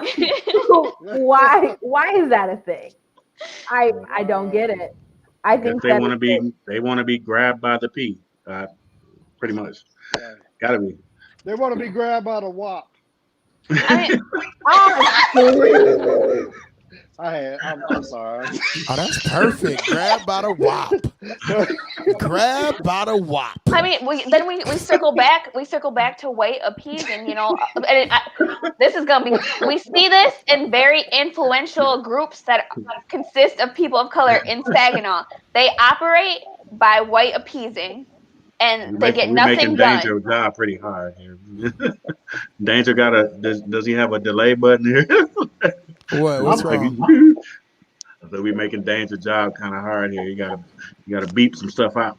I'm gonna be using the word white appeasing after tonight too. Okay. Listen, y'all. Let's keep the cursing to a minimum. I'm no cursing. No, we didn't curse. I thought I heard an Oh, my F-bomb. mama watching. No, I said you said no F-bombs because someone said Latinos for Trump, and Yeah. Oh, okay. I was just man. Listen, I had to get my kids together real quick. I had to use the bathroom. Look, we doing 2 hours of shooting, so y'all, this a lot. This a lot on my my little kidneys. Okay, my kidneys and Why you think you got the black box? listen, we this will be the last show that we don't schedule a bathroom break for people. Like, I feel so bad because like I'm such like a dedicated person. Like if I'm doing a sale or something, I won't pee for hours. Like if I'm doing a sale, like it just doesn't, So for me, I just be like, The only reason I really got up was because of my kids. Guys, this is good conversation. This is what needs to happen to change America. Big glass of wine, huh?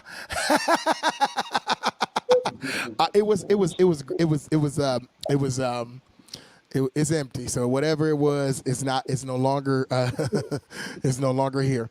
We're gonna have to get a Black News Tonight wine glass. I keep saying that. All right, listen, guys. To wrap this up, one of our media centers in Saginaw, which is MLive, they decided that they would never use descriptions of race when describing victims or murderers or criminals. They would describe them as their sexual, they're male or they're female or this, that, and the other, instead of that. I think it was a great thing to do that. But what happens is you still get narratives like aspiring police officer, but criminal Jacob Blake. See, we got to make sure we address the narrative because,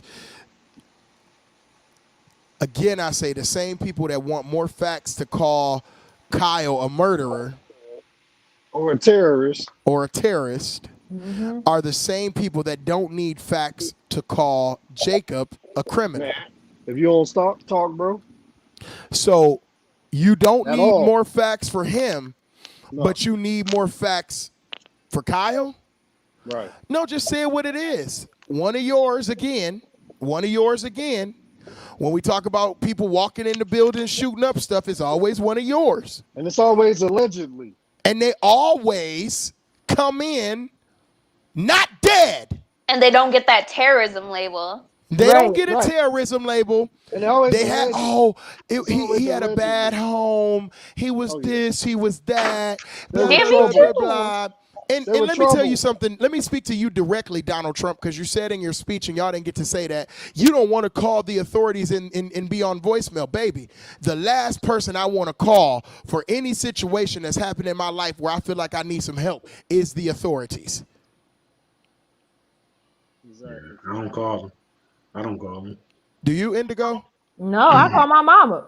Okay, I call my mom too. 'Cause That's Right. the authority. I say, Right. I learned real That's well the we handle authority. things internally. Like, I mean, don't get me wrong. I had the privilege. I have the privilege of like being when I was younger, I did not know like fear of the police. Like I grew up knowing officers in the community. And so like they'd say, okay, go say hi to Officer Reggie or go say hi to Officer Cooper. And that's how I formed my relationship with the cops. And I didn't have a problem until I saw Tamir Rice. And I'm like, okay, hold up. The cops that are supposed to protect us did that. And that was my whole transformation of like, oh snap, this is not how everybody thinks. And it just and I can't even remember, I was in middle school at the time. So I was just going through a whole nother type of transformation mentally, thinking like, okay, my parents told me to do this, but things are happening with these individuals. I don't feel safe to call them. I don't feel safe to contact them at all. Like the only people I do feel safe around is my family. So I'm gonna contact my family.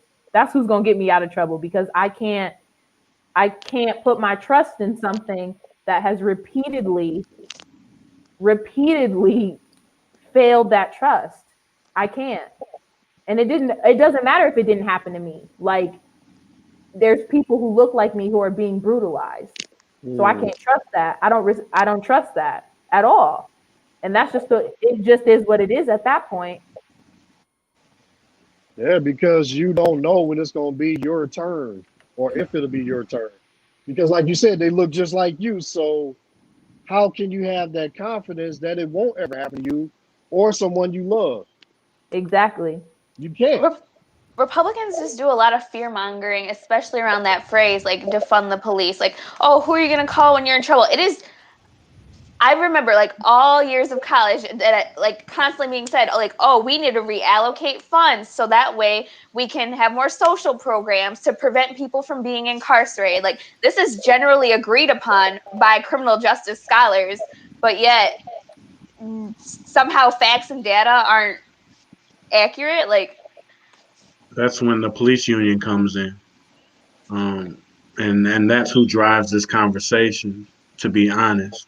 And that's why and it comes again back to policy, and it comes back to us as a people, us as citizens all across the board. We have to understand, and we have to hit the reset button and understand that we're the ones who drive it.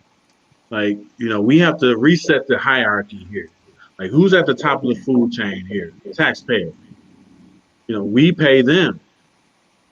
I'm not, I don't know about y'all. I don't know who runs y'all. In my house, I run my house. Why? Because I pay the cost to be the boss here. Flat out. Yeah, that's My what kids mama don't run the saying right house. there. We're allowing people that we pay to dominate the whole conversation and to basically bully us as citizens. And we have to flip that around. Like, we have that's where we are in this. That's how we change this. We have to change ourselves mentally to understand that we drive this, and bringing other people into this. When you talk about white people, ask them who runs their community. Hold on, y'all. I'm sorry. It's itching my soul. Let me do this. I gotta take care of this.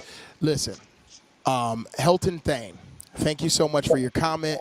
The way I deal with racism towards myself, I just ignore it. I don't care who likes me or hates me. Racism is the dumbest thing to exist. Heck, we all basically have the same goal: make money, feed house, and clothe our family, and just live happily. Go to work and make it home safely to hug and kiss our spouse and our children. If we could all unite on the principle, it would be a step closer to the goal of peace, and also to open up the opportunity for dialogue or further conversation. Wrong. I'm not white appeasing. Right. To make people comfortable. Wait, no, I ain't done yet. Let me tell you something, sir. You could, I don't know who you are. You could say things like this, but justice has to exist before peace. And this is what I want to tell you about yourself. This is how I feel about you. I went to your Facebook page because before I commented, I wanted to make sure, I don't want to just put you on Front Street because you're viewing and you're commenting, but I want to make sure I went to your personal Facebook page to make sure that I had some information on who you were before I started talking. Now listen, when you put up stuff like this on your Facebook page, memes like this, that addresses the whole black community and that addresses all people. It doesn't say ignorant people or anything. It says the white man doesn't hold you down. Your actions and appearance do, though. Wow. Thank you for proving the point that we have Thanks all for proving the point. Yeah. Thank We already you. made this point. Your actions and your appearance do. Our appearance, our skin color. So listen, like, Thank man, you. when I'm You telling you stuff, bastard. No, Racist bastard. Thank you. like, I'm just, when I see memes like this and I wake up every day and I come out to my, think about my family and my kids, it's people like you that think like this, that put a general statement out here for the whole world to see. And you are the reason why cops feel like it's okay to kill black people, because you want us to shut up and be quiet and let you do what you've been doing all these years. I'm sorry. I'm not for it. I can't deal with it. I don't know how to even deal with it any other way but to say, bro, really? Man. Really? Nothing you have to say has validity now. Wow. Nothing you has to say, this is what has validity. This Helton thing, this has validity. What's on my screen right now, people don't need to see my face because they need to see what we mean by saying racism still exists in this country. If you put something on your Facebook page for the public to see about a race of people, you generalize our whole race. First of all, let me get you together because I've never sagged my pants a day in my life. Me either. Me either. Amen. That's dumb. That's dumb. I have never done that. But this is what y'all doing to us every day and telling us racism don't exist. When you post stupid crap like this, you'll keep getting forums like this. You'll keep getting protests because you don't want to listen to the whole story. You don't want to hear the whole thing. All you want to do is judge the after the Reconstruction. Let's talk about when we were released from slavery. Let's talk about how we got here. That's what you keep wanting to get rid of. That's what you keep not wanting to talk about. And that's why we keep coming back to the same place. I just want to know how did we get here? How did we get here? How did we come to this place? How did we become disenfranchised from the economy that we built? You tell me that, sir. You tell me that. Tell me that. And next time you comment, make sure your content is literal because anything you got to say need to be valid. And if you're posting racist crap like that, there's no, and the whole, danger, I can't stand danger. Does anyone else think that letting Spanish fighting bulls lose at these riots would be a great idea? Wow. Asking for a friend. Oh my goodness. So you sir, I don't even know how you got to look at Black News Tonight. I'm so proud that you did though, because I'm not here to cancel you. I just want you to know, danger, scroll through the whole page. I just want you to know and know that this country is acting like a class with the substitute teacher. Yeah, and I don't know who the substitute is, right? Here we go. BLM protesters accost after the RNC. Okay, you're a part of the problem, sir. You got an issue, sir. You're the reason why we doing this pro class, sir. This is the issue, sir. We ain't giving you no more face. We ain't giving you no more FaceTime, though, but I've been waiting to comment on somebody like you. Matter of fact, do me a favor, get Adam Ortega's Facebook page up here so we can get y'all all corrected tonight. Let me tell you something. I'm sick and tired of going to your Facebook page to tell you about something that offends me. I'm sick and tired. So I'm going to get you together tonight. Because it's time for us all to have a heart check. We had 1 hour and 52 minutes, and that's all you had to say? We literally been sitting here having a conversation about how to change America, how to do better, how to get us all on the same page, yo. But I see you don't want to change. I see you don't want anything different. I see you want to stay in the same America that puts you first. And then tell me it's Jesus that did it. No, we getting this together today. We coming for them all. Anybody that need to get off, y'all can get off. But listen, I am done with the BS. I literally thought. Dude said, I deal with my race. What racism do you deal with? I'm trying to figure out, is you black? Is you white? What? Is you Mexican? What is you? What is you? I want to know. He said he deal with his racism by ignoring it. What racism? Right, must be nice. Why you ignore that? Right. What? Okay. That's interesting. He called it his racism, though. Yeah. He said, I'm not first. I was born last and broke. What? Man, get this idiot off of here. Oh, he ain't on here. I'm just choosing to give him FaceTime. I'm choosing because I want him to know you're a part of the problem. You, sir, are a part of the problem. And it's ridiculous that I even got to sit up. And it's so good that I get to do it on my platform. Because if you don't like it, you cannot view. Now, here's the next. Okay, Danger. Oh, Danger, did you get the picture of him? Is that him? Danger. Wait a minute. If he don't scream, white privilege. Oh my God, Danger. I can't stand you, Danger. Wait a minute. That's him, huh? Please. He Wait a minute. ignores his racism. He Please. ignores his racism. Please. Danger. Hold up. What always Danger. surprises Put him back up there, please. Put him back up there, please. Y'all, what y'all not? Baby, Y'all ain't lock them right. doors and turn the lights down low. Put some music on that's soft and slow. Baby, we ain't got no place to go. I hope you understand. All right, moving right along. Moving right along. Yeah. Moving right along. Moving right along. Moving right along. Yeah. See, this is how I know Bo. Bo say, yeah, he the poster child for the problem. Right. If the problem was a person, can somebody make that meme? If the problem was a person, it's Helton thing. Like, if the problem, put it back up there. If the problem was a person, put him back up there. If the problem was a person, you got him back up there. Put him, please hurry up. Please hurry up. Please hurry up. Put it back up there. Please. If the problem was a person, it's this guy right here.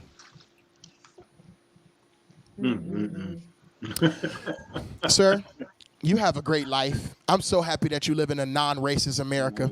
Got some nice abs, though. You work out. Moving right along. Next person, Danger. Be blessed. Please be blessed. You gotta end everything like a passive-aggressive auntie. Be blessed. Be blessed. No, you got to end it like Southern people. Bless your heart. Where is Dre still in the building? Right. Remove Dre from the stream, Danger. I am white, but I just grew banish up Dre? on the. No, I didn't ban him. I just removed him. No, banish. Huh? I said banish. Oh, ban Helton. I ain't gonna ban him. No. Did you banish Dre? Banish. Yeah, I banished Dre. We banished him. He's still in the back, but we can't have you gonna get banished in about 5 minutes if your face don't appear. I'm communicating. Listen, I'm not here to pick on nobody. Put Helton's comment up there so everybody see what Helton say. And with a name like Helton, man, sound I'll like pick man. on him. All right, I'll pick on listen. him.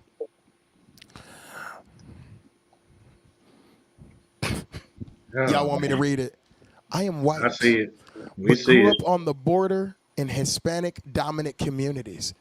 Was passed up for jobs and fired from jobs so they could hire their families. So I do get it. Yeah, you don't get your. Bro, you about to make me cuss. Like, you about to make me cuss. Move then. Wow. Like y'all tell us to do. Move. Bro, yo content on your Facebook adds no validity to your cry now. Like, bro. You said something about Hispanic border. Bro, I don't know what he talking about. I'm Hispanic moving right borders? along. You had the nerve to say Hispanic borders? Hispanic dominant communities. Hispanic dominant communities. Like, bro, ain't nobody about More to than let once? you cry. Ain't You've nobody been around letting more you. than one, though. Listen, Might be more I than ain't. one. He said he ain't crying. He ain't Well, crying. that's good. I wonder how my little brother feels when he can't get a job because his name's Jose Olivera. Ooh. Oh, Indigo, how you feel when you can't get a job because your name is Indigo? Exactly. Well, shoot, I got an Let me issue see with the people name. calling me.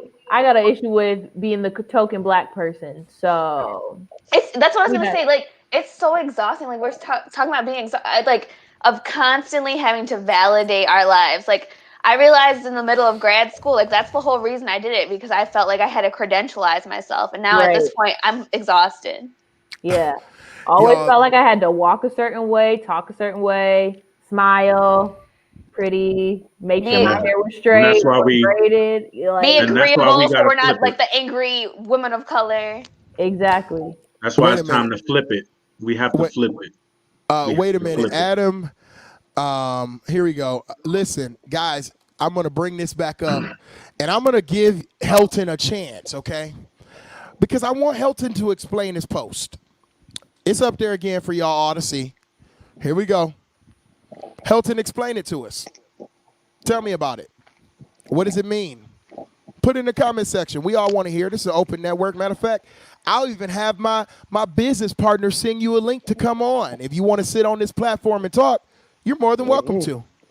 Oh, how hell No, no here. look. That's that's why the right.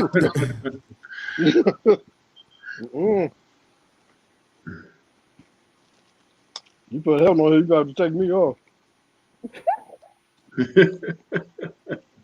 Ain't no judgment. All jokes aside, I really want to know what's his. This meme reminds me of one day I walked into grad school. I got to work early. I was going to class and I went home real quick to mow my lawn. So I went to class in shorts and a t-shirt. Hold on, Cece, stop. Wait, stop. I know I'm gonna give you a proper chance. Danger. Oh my God! Let's stop giving this man time. Huh? I have to give him time because if I don't, this is not just Helton that feel this way. This is half of this is not just Helton that feel this way. Like, yo, I'm giving him time because people need to know, like, this is what we dealing with right now in America. This is, I mean, hell, let's just be honest. This is not, I mean, Helton, he happened to post something I ain't like, so I went and did some research. Danger really researched him. But, like, no. Let me tell y'all, like, I see these posts every day coming through my Facebook stream. And yes, I want to delete them. And yes, I don't want to deal with them. Maybe this is why Helton can't find a job. Ooh. Food for thought, Helton. I'd take that into consideration. Yeah, because employers look at your Facebook. They do look at your Facebook. Yes, they do. I work for a company that does it. So yeah, Helton, we gotta help you out tonight. Hey, we done with Helton. Move on. Helton, look. My friend texted me too. I'm not gonna spend time on Helton anymore. But Helton, if you ever want to be educated, about this situation by people that's actually experiencing it every day, you're more than welcome to hit us up here at Black News Tonight, www.blacknewstonight.com. That'll lead you where you need to go. You can email me at blacknewstonight@gmail.com. More than welcome to talk to you, because I feel like if I don't talk to you, if I don't speak to people like you, there's no way we're going to get to a better America, because there's still people out here like you that think like that. So moving right along, guys, it has been one of the best shows that I have done. Black people have, oh my God, here we go. You still talking? Hold up. Still talking? So. Riots. All righty. Okay. Okay. Send him the link. He said he loved to talk. Danger, send him the link in his inbox. I'm going to give an additional 30 minutes. And it don't even matter if whoever wants to get off, let them get off. We need to hear what Helton got to say. I created this platform for things just like this. And if he's willing to come on and talk, let him. Send him the link, Danger. Helton Thane, the link will be sent in your inbox. Please come into the back room. I will add you to the stream here at Black News Tonight. Please come on. Y'all have a good night. I got a party to Good night, get ready CC. for. I didn't even expect you to stay as long as you did, girl. You know what? You guys say thank Cece for coming in the building. Thank Indigo for coming in the building. Thank Charles Townsend for coming in the building. Thank Jeff Bulls for coming in the building. I appreciate everybody's officially released. This is something that I'm doing by myself. Or if you want to stick around, I would love to have you be on for 30 more minutes. You can go ahead and take a bathroom break if he agrees. So, yeah. Listen, I ain't got time for no more negativity. I'm going to hand this one to you, Charles. Thank you. He don't want none tonight. It was a pleasure talking with y'all. Have a good one. Yes, take it easy. I appreciate y'all, man. I appreciate y'all. Thank you. Who else is getting off? Same here. You getting off? Yep. See Bulls ya. getting off? Bye. It's just me. It's just me, y'all, waiting on Helton. Wait, no Helton. Where Danger at? Stacy said, I'm staying. I'm here for you, Charles. Thank you, Stacy. I appreciate it. It's 15 of y'all viewing. And I feel like it needs to be said. I think I've lost internet. Yeah, it's down. This one is his profile.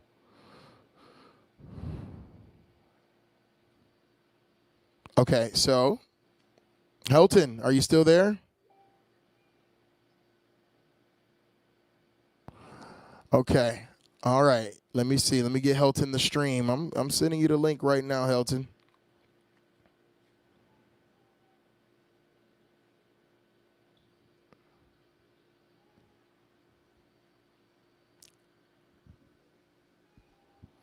I'm here.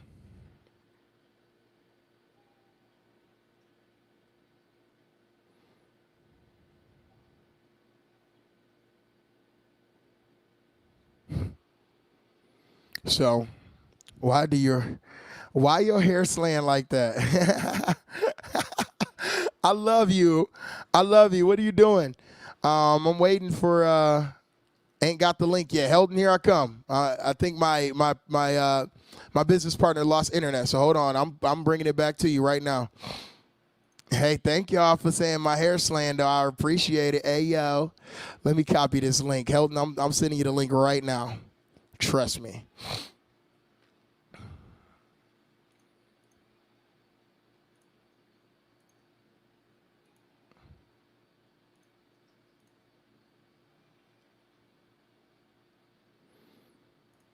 Now, you're going to have to find this link because it's coming personally from me. And Facebook does not give us the opportunity to, you got to go look in your private messages, Helton. I just sent it to you. Come on in the back room. We're going to get you together. All right.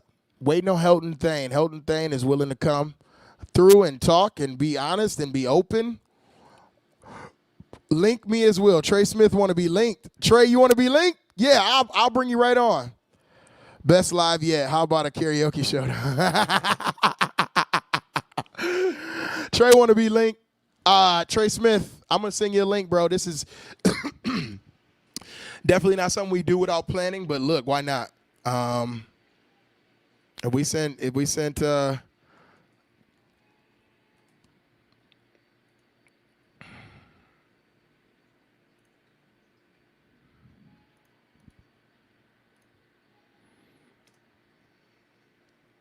Trey Smith, you have been linked, sir.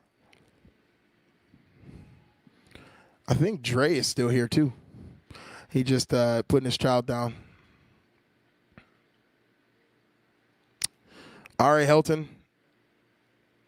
Helton, I sent it to you. You got to check in your private chat. I'm not your friend on Facebook. So you got to check in your private chat because it's in the private. So I'm putting some J's in right now to try to see if you'll get a notification. But I'm not your friend on Facebook. So, you got to check in your private chat.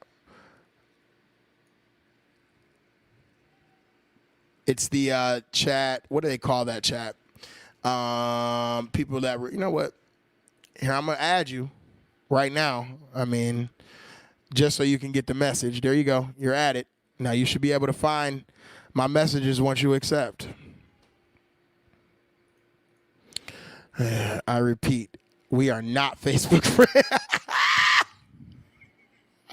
Yes, I did get the link. Come on in the backstage.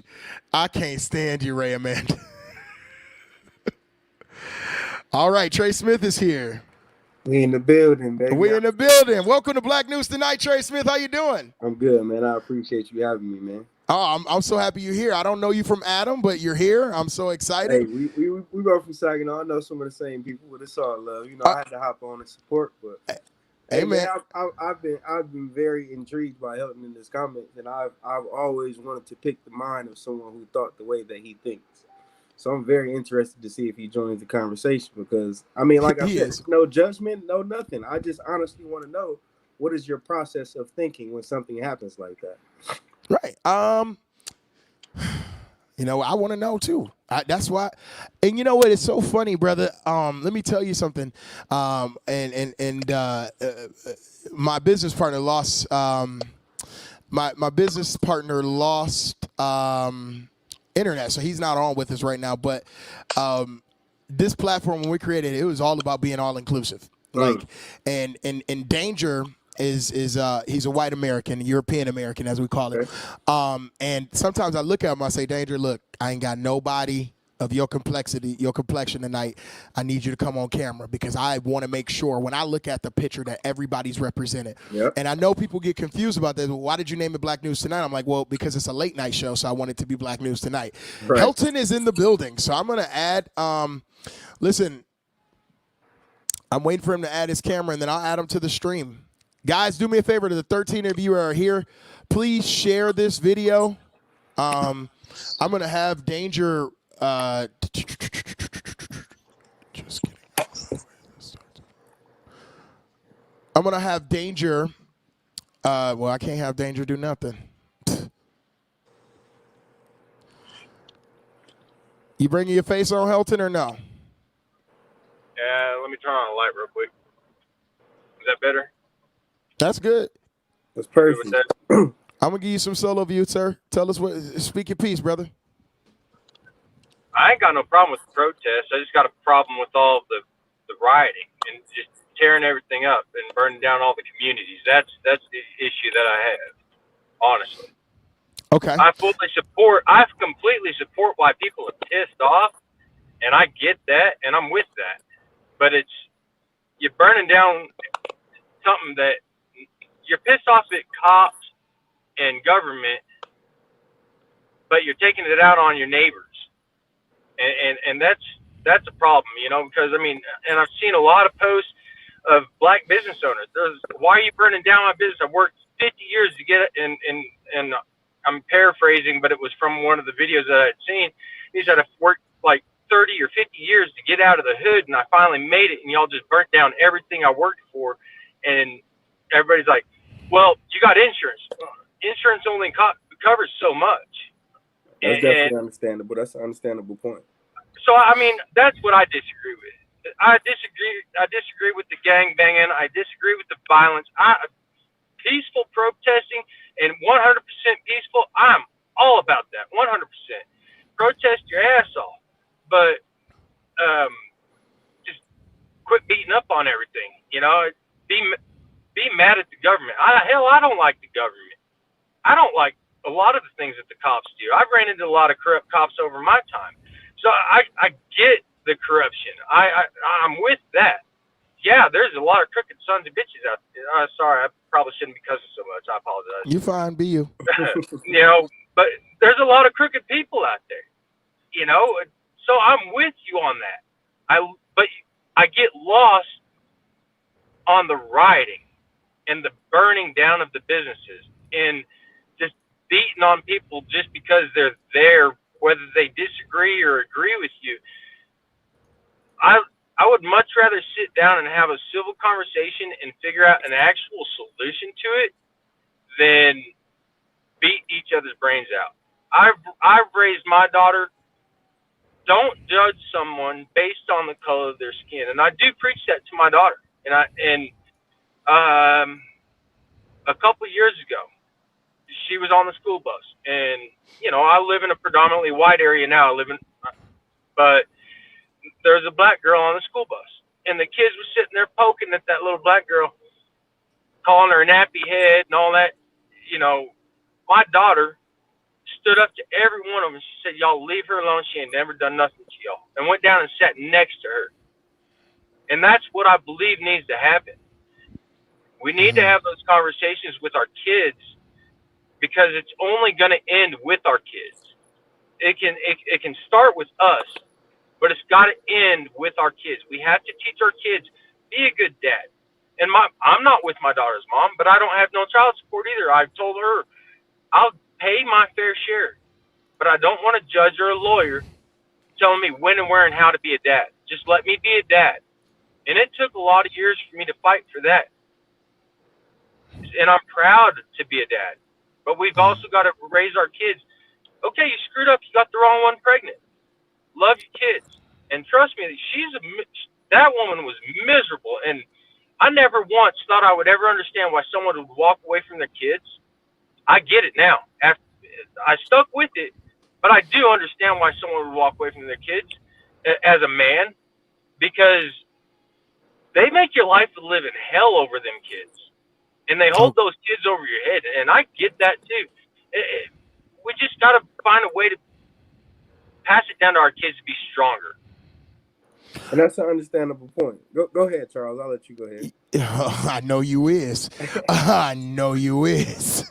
Listen, I just want to ask you about one thing, sir, because I mean, I understand what you're saying. You seem like a pretty reasonable guy. However, the problem that I have with you is not anything that you commented in the thing. You know, I didn't like your comment that you said, because it's basically saying that, you know, peace, we need to be peaceful. But I do want you to understand that for me as a black man in America, when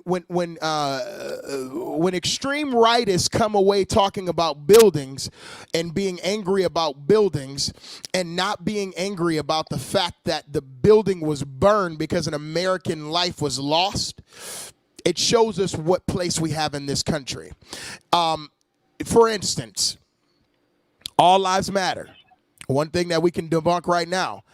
Okay. If in September 11th, right, when those towers went down, if the rest of the buildings around the towers looked at everybody else and said, all buildings matter, would that make any sense? It wouldn't make sense, because the buildings that were on fire were the World Trade Centers. The building that is on fire is the black African American right now. We're telling you that we're on fire. We're burning. You see us getting shot and killed by police officers. I'm not saying all police officers are bad. I feel like police officers, I have so many, and I don't want to say this. I err on the side of caution to say this, because I hate when white people say they have black friends. But however, I do have officers of law that are my friend, and I call them friends. So, right. But when you talk about rioting, and you talk about it so loosely, but then you go and you say that you live your life on principles that are conducive, you know, to raising your child and making sure that she looks at everybody the same and making sure she helps when people are bullying. I think those are all great things. Here's my problem. This is what I have a problem with you. Your Facebook content is considered racist. There's no way to get around it. I'm pretty sure Trey doesn't feel comfortable with this post that you posted on Facebook. I don't, and none of the cast did. And the reason why I posted it was because I wanted to add validity to your comment, right? I wanted to see if you had validity for your comment. So when you woke up in the morning and you posted this, why did you post it? My whole reason behind that is to me, when I see that, that's the gang banging side of the black community that brings the black community down. Okay, but when you post that, sir, you only post when you post something that doesn't say gangbanger. It doesn't say anything about a gangbanger. It just says white man doesn't hold you down. Your actions and appearance do, though. So Hilton, look at the first three words that are in there. Yeah, I just want you to look at the first three words. Go ahead. And it's creating a platform for your Facebook friends to see and make it feel like it's okay when ultimately it's not. And like I said, I'm not mad. I'm not angry. It is what it is. I appreciate you even coming on here to have this talk and have this dialogue with us. Like I told Charles, this is something that I've wanted to pick the brain of somebody about for a while. You know, but when you do put those the first three words in that, and you take a look at that and you see that that's not something that's contradicting to what you're saying here at this current time. You know what I'm saying? I understand that you may feel a certain type of way, and let's and even if let's talk about the riots. It's not just black people that's rioting, bro. No, if it's you not. take a look at the film, it's not just our people, but you have to understand why our people are rioting. You know, it's and this is not something that's happening once. It's not something that happens twice. It's something that continues to happen with no solution. It's something that continues to happen. And yes, they give you arrest, but they give you no charges. This is something that we continue to deal with. It's not like it's just something that's happening once or twice. No, this is continuing to happen. Here's the messed up part about it all is most of the black people, most likely say probably 80 to 90% of the black people that are out there doing the protesting aren't even doing all the tearing up things. I agree. And unfortunately, because it was started with Black Lives Matter movement, and now it's being piggybacked by all these Antifa little pricks, it's taken away from what the original movement was for. I agree with you, but I disagree with you at the same time. Because I mean, I seen it in an instance to where it took the burning down of a precinct building to get a arrest of an officer. If they never burned that building down, who's to say that officer gets arrested? And I know that sounds bad, but it's the honest truth. You know, that's just I can see where you're coming from. It's the truth of what we're dealing with. And like I said, I don't have a problem with you at all. You know, I don't see color. I see hearts, bro. And, right. And like I said, I'm raising a son. I have a 1-year-old that I'm raising, and I struggle with situations like this because when is the change going to come? This is something that we've been fighting for a long time. When is the change truly going to come? But when it hurts to see a post like that. I mean, I'm just being completely honest with you. You know, I can see your point of view on how that post would be hurtful. I can see your point of view on that. And the only point of view the way I looked at that post when I saw the post originally was when I saw that I didn't see a black man. I saw a gangbanging thug that was doing, and that was just my point of view. I didn't see that as a black man. I just saw that someone that was. So why didn't you post a thug white with his pants sagging then? Because if you didn't see it as a black man, the first lines of it is the white man can't hold you down. Let's just be honest. We're just holding you accountable to what you posted. You're fine. You're asking me a legitimate question. I didn't see a post of a white man with his pants sagging down. I don't even know how to make a meme. That's something that I had seen scrolling through, and I shared it out, and I was like, yeah, I could see that point of view of that statement. Every black person that you see that sags is not a thug. This is true. I just want to make that clear. No, you're 100% correct. I honestly just want to make that clear. Like every black person. No, you're clear on that, and I understand that. I mean, I'm stupid, but that's because I'm a man. But that, not everybody that sags their pants is a thug, and I get that. It's part of culture. It's part of the way you dress.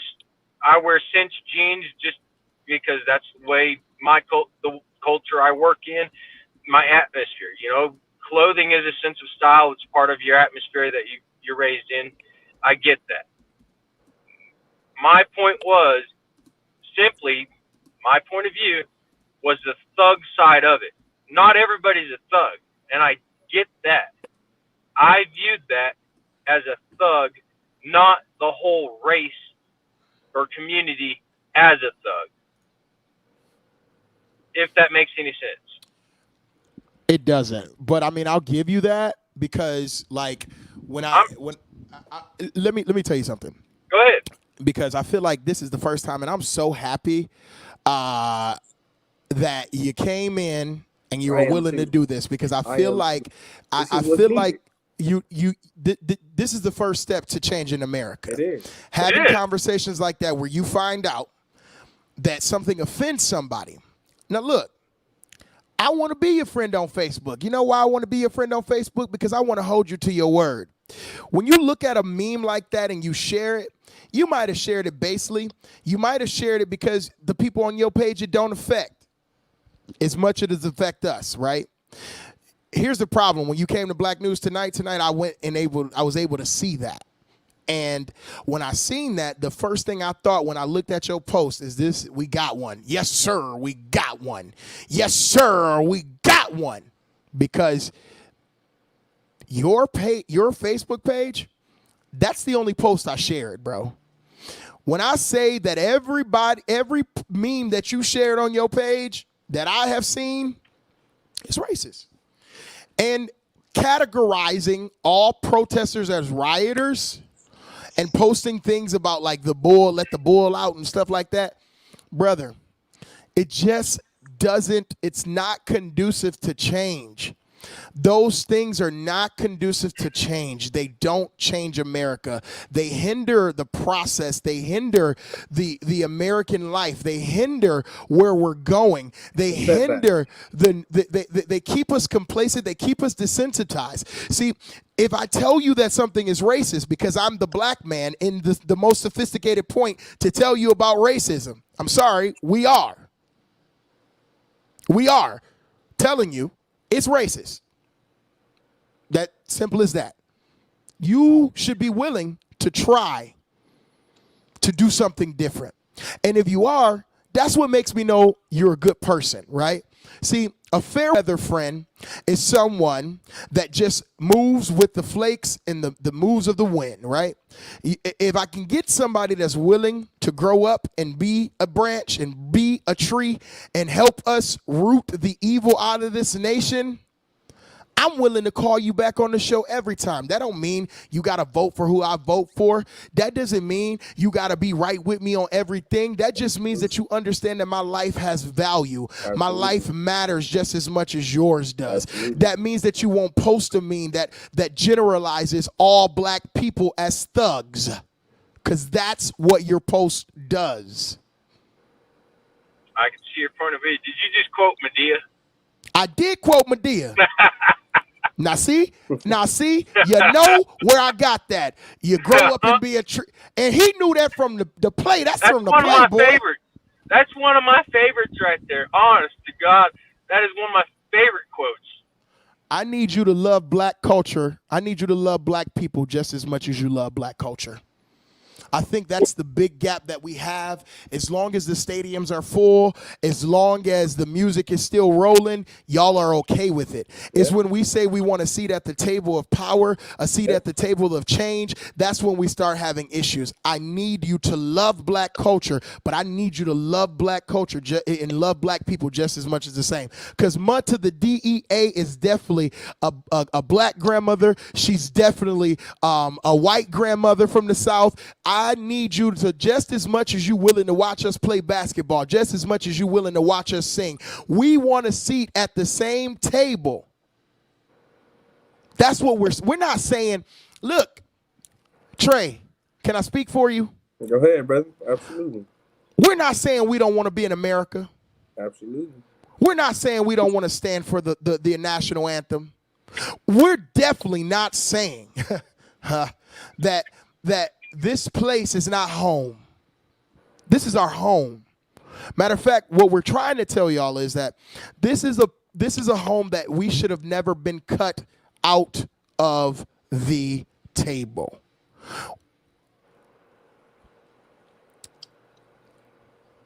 Helton, I certainly appreciate you tonight. I want change. I want a new America. And when I talk about a greater America, I'm not talking about make America great again, because to be honest with you and to keep it frank, I can't find another word. America has never been great for all people. Never. There is not an era that you can find that it was great for all people. So when your whole campaign is make America great again, I have to think, well, which America is it? You know, if you don't mind, I want you to talk, please. To me, the Make America Great Again slogan just simply says, let's go back to family. Let's go back to having financial stability. Now, when you go back that far, most people would, I would assume, would envision the 50s and 60s and 40s when true racism and the KKK and all that was really strong.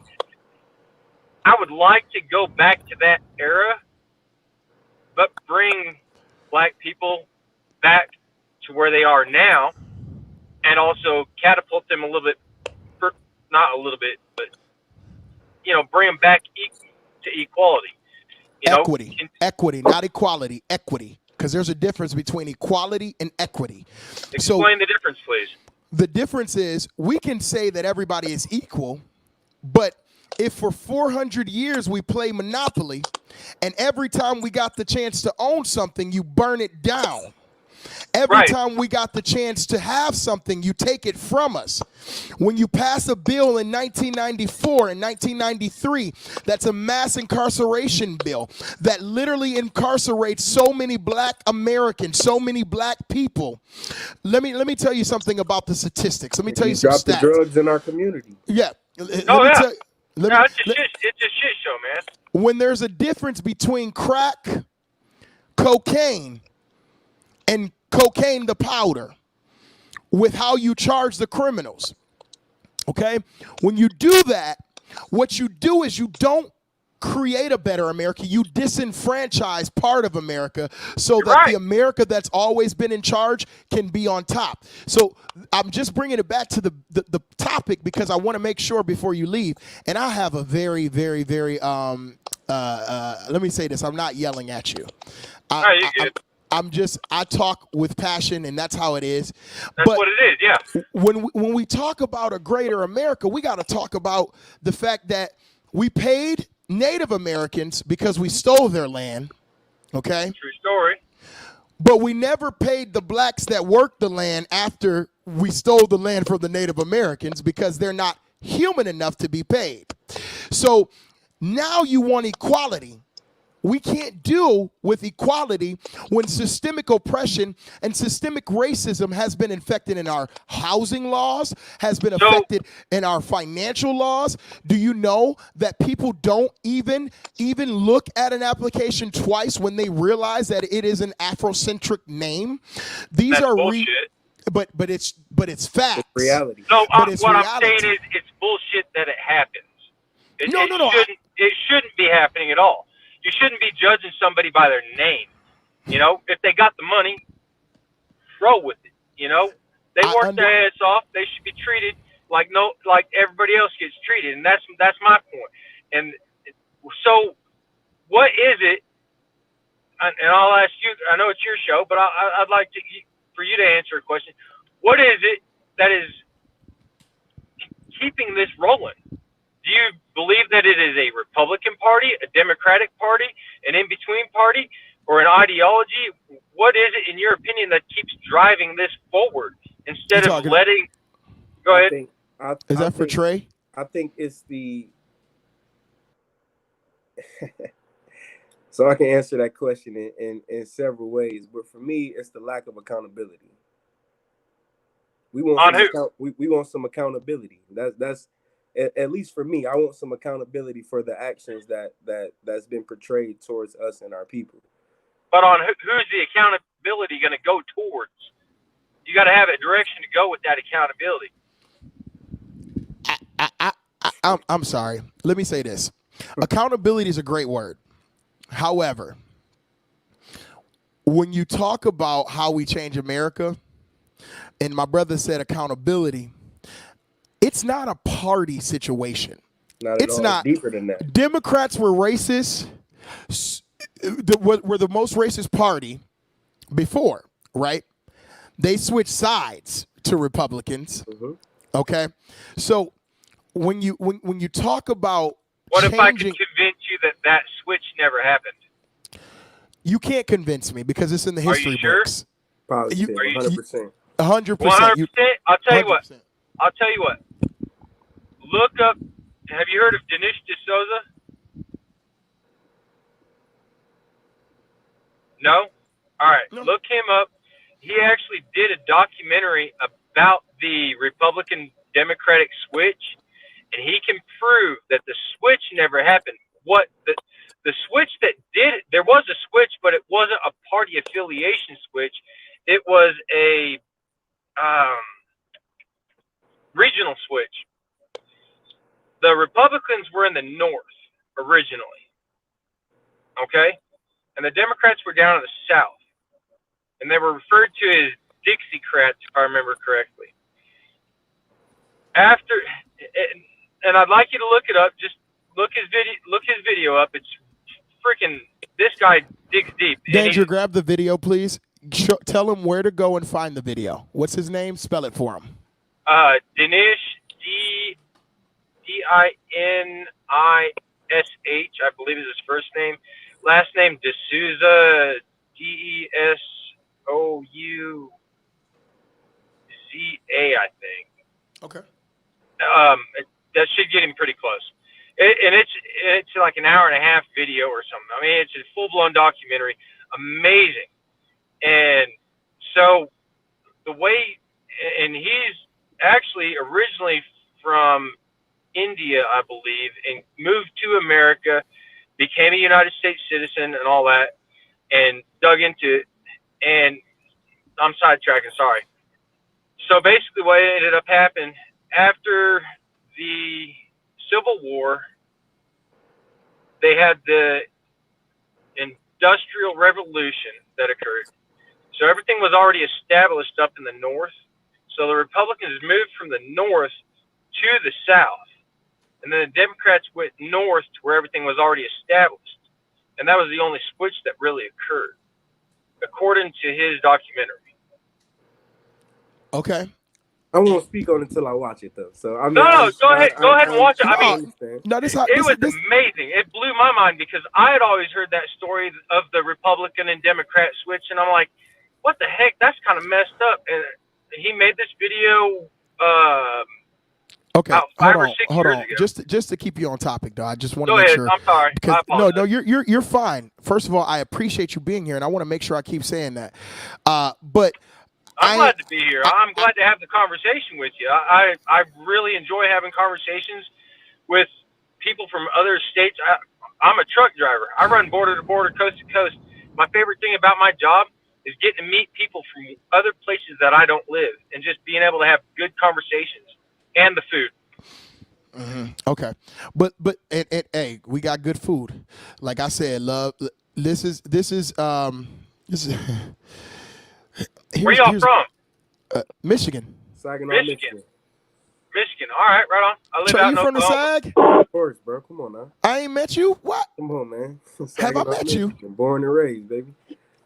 I've You 30? been going about 10 years though. You 30? I'm 29, 28. You went to Bridgeport? In middle school. You sure did go to Bridgeport in middle school. We went to school together. Yes, sir. Yes, sir. Look at there. What was your nickname? Because it wasn't Trey. I can't tell you that on camera. I'll tell you off. Okay, well, you can tell me in my inbox after we listen. Helton, Go ahead. I didn't know I knew this man. So look, No, you're good, man. That's awesome. Here's the thing. I'm hungry. I'm starving right now, and I'm tired. We've been on this thing for 2 hours and 37 minutes to be exact. But Helton, I gotta ask you a question. Do you feel, I don't care how the switch happened, I don't care what it is, do you feel that the Republican Party today, because it's not really about politics. This is a heart check. And who you vote, like literally we've had people of all walks on this platform tonight. And let me tell you something, that one of our people that was on the show, he refuses to vote for anyone because he don't feel like either party represents him. Right. I'm not that guy. I'm not that guy, okay? What I am going to tell you is that if you don't see that the Republican Party is racist today, then something is wrong.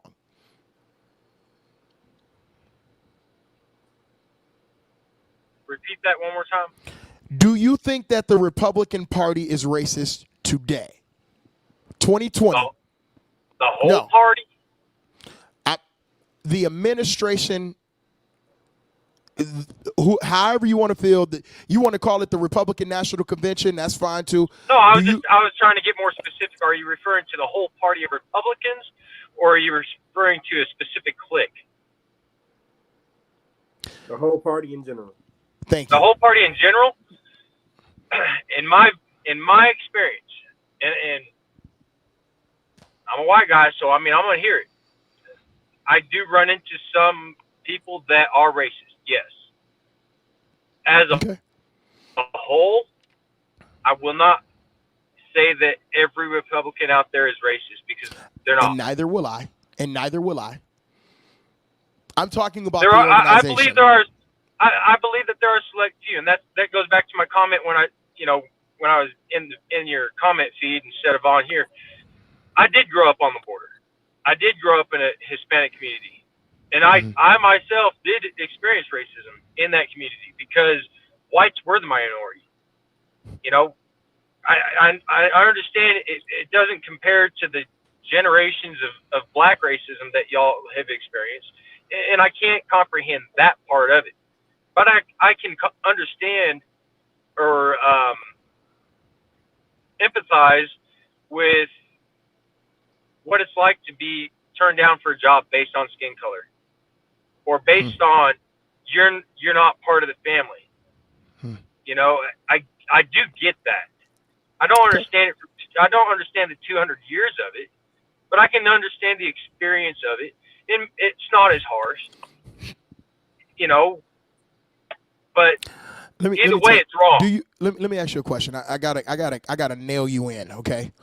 Let me ask you a question. When you leave your house, when you get in your car, do you have a plan in place just in case you get stopped by the police? Yeah. So you do. What is that plan? Keep my hands on my damn steering wheel and don't move. Okay. All right. That's it. That is it. Why do you have that plan? Because I don't want to get shot. I know if I make a move, I know for a fact, if I make a move in the wrong way, I'm going to end up shot. I know that. I would have to totally disagree with you. And I'm not saying that based on skin color.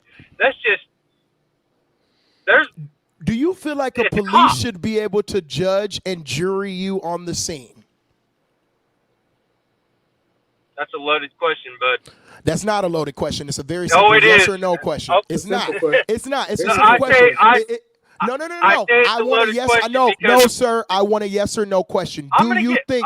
No, I want that first. Do you think that the police officers have the right to judge and jury you on the scene at a traffic stop? It's a very simple question. It's a yes or no question. It's not any. And if you can't answer that, I don't want any other answer.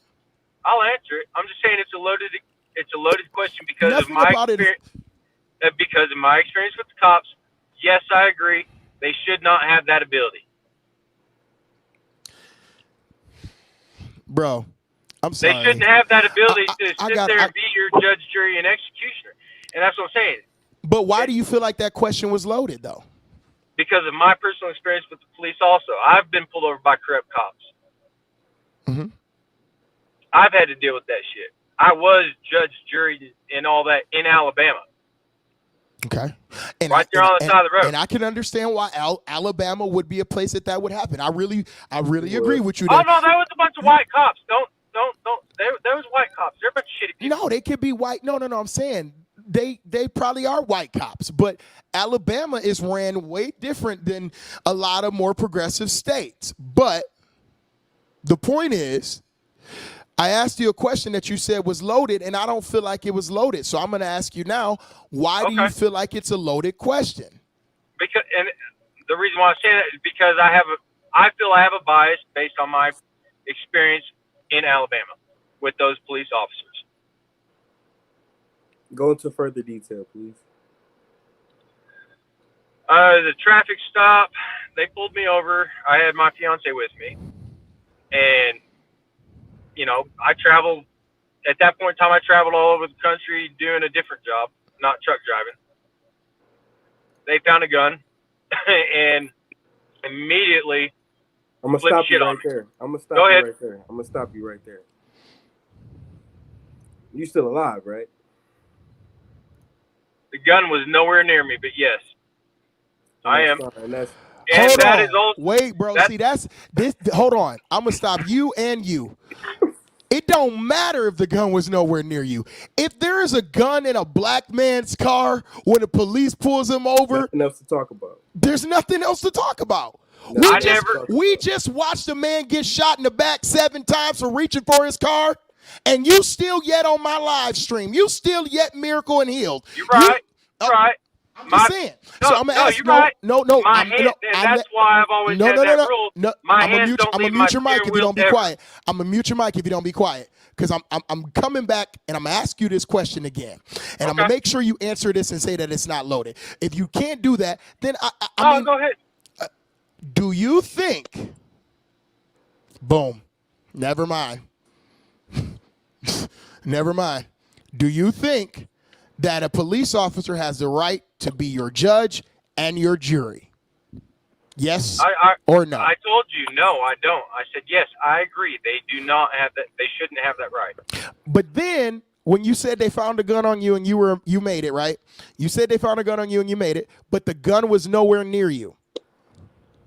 No, it was not. My hands were on my steering wheel the whole time. But what I'm telling you is, man, is that I don't even want to have a concealed weapon carrier license, because if I have that, the police has the opportunity to search that out before he sits in front of me and before he arrests me.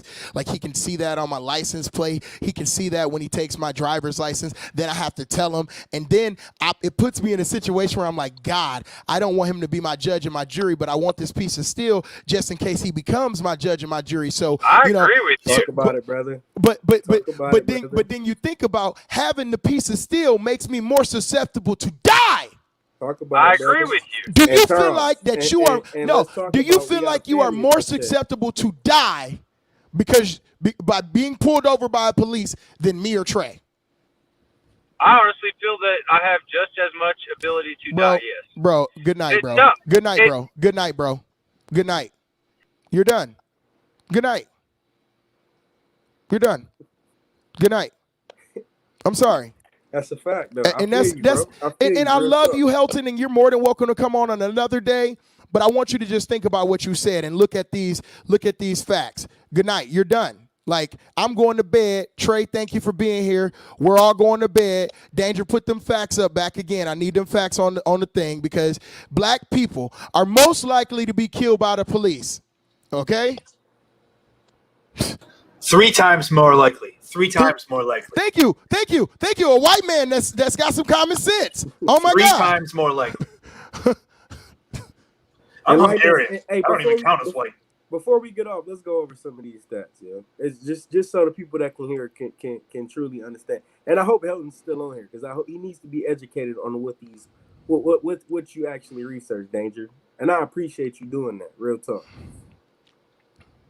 Danger, read the stats to us, please, because they're on your computer screen. I can't really see them. Me neither. Black people are most likely to be killed by police. I mean, that is the headline. They are 3 times more likely to be killed by cops than white people. Boom. Boom. Big bar, little bar. It's right there. Elena, you want to come on? Are you? Oh, to the facts. I thought she wanted to come on the show.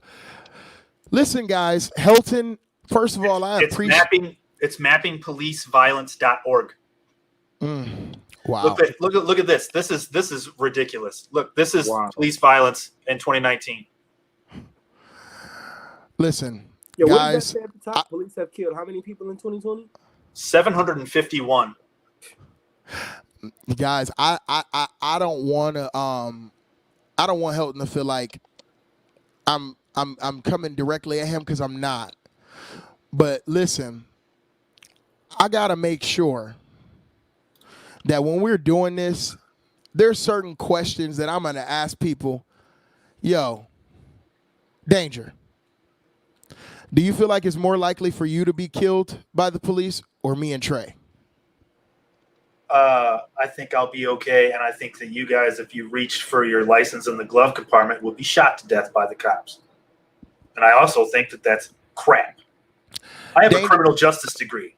I went to school for this. And this, I will not be a police officer. Won't do it. I won't. I'm more educated than all of them. So don't say we racist here at Black News Tonight. Just so y'all know, this is my business partner. Danger works for Black News Tonight. So do I. We ain't making no money yet, but we coming for y'all. Look, Trey, there's certain questions you ain't got to keep talking to somebody. There's no Go reason back to that word I used earlier, accountability. Accountability. There's no reason to keep talking to my friend if he doesn't believe that. Sir, that's they call that nepotism, but I'm gonna let you. Flattery gets you everywhere. We're 3 hours into this stream. Danger, give us. Listen, rest in peace, Chadwick Boseman. My God, that was a harsh. That's awful. I hope they got the movie shot. Like, I know that sounds terrible, but like Wakanda was something big for black people around America. Huge, right? You know, if they did that thing for Paul Walker and put him in that damn movie and don't do it for both, I would be so mad. I would be so mad. I need to lose some weight. I want to be the next Chadwick Boseman. Let me put on the T'Challa outfit, please. Let me be his daddy or something in the next movie. Rest in peace, my brother. Resonating in power. You did something for a lot, and a lot of you don't know what it means for a black person, for Wakanda. Like Wakanda, you know, a lot of people say that you know that they say, well, you know, Wakanda's not a real place. Yeah, I get it. I get what you're saying. I said, but you know, the Wakanda in America wasn't real either for us. You know. So when we talk about T'Challa, like my son has a Black Panther action figure, I think they call them for boys, but not. I was gonna say doll, but you know, action figure. You know, got to be politically correct. But he has one, and he says, "Where'd T'Challa at? Where'd T'Challa at?" But when I watched this movie, I watched it 3 times in 3 different theaters, and I cried every time because you have no idea what it feels like to be disenfranchised from your mainland. At all. You have no idea what it feels like to have to contact Ancestry.com to find out who you actually are, what tribe you actually came from, know what blood you actually have, and then have someone in America want to slap a label on you like African American. That's the issue that we're having, is that the same racist rhetoric that they use to separate Hispanic children from their families at the border, and they didn't write down whose kids they were and where they came from. And as we all watched, as these children are in cages, that's the same stuff that happened when we came over in ships, where we couldn't fight for our own lives. So don't slap a narrative on me anymore. Don't tell me how to feel. Don't tell me what's greater and what's going to help. Because you protest my protest for racial injustice. You want change, but it seems like you want hate. Don't fight me on how I need to feel. Don't tell me what I need to do. Please stop telling us what to share, who to vote for. Talk about it, brother. You tell us how we offer equity to all of us. Equality is over. It's 400 years. We'll never be equal. What was it, $170,000 we were talking about equity to a proportional? It was ridiculous. To the white family in America, the black family is $170,000 some odd dollars away. Don't slap any more narratives on us. Stop calling us lazy. Because what do you do after Reconstruction when you free a human race that didn't even speak the same language when they got here? You free them into a society that was built by them. You don't give them jobs. You don't let them vote. And if you can't tell me that watching the RNC and watching 100 years of suffrage talking about Betsy, name danger. What's her name? Name. Susan B. Anthony, right? You're pardoning her because she voted without reason, right? When you sit up on a big platform like that and you don't realize that my mother is the first person in her lineage to be born with the right to vote. Bro, there ain't nothing else to say. There's nothing else to do, but you need to listen. You need to have a heart check. You need to find out why we feel this way. You need to stop. You literally got to stop putting our pain aside. There's no excuse why that boy was killed, why that boy was shot in his back.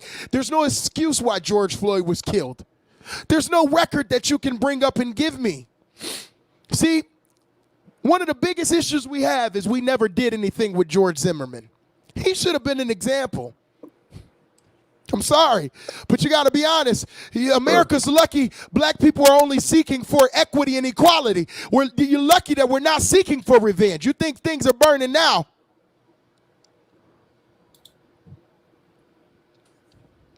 Talk about it, bro. That's the truth, and ain't no chaser for that. Take that shot. You need that shot. You need to know what it feels like every day to wake up and be black and there be a problem. And Danger, before we get off here, if you don't mind, could you pull up a clip of Mr. Blake's father today on CNN?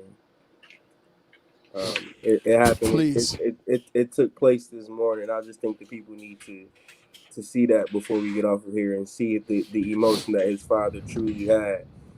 And I won't spoil it and say what Mr. Blake asked him and what his father responded, but it touched me for sure, even seeing that clip. And I honestly feel like, Charles, if these people don't understand now, they'll never understand.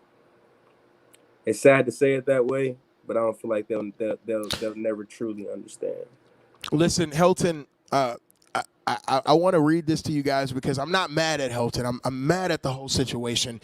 I did enjoy the conversation. Look forward to more.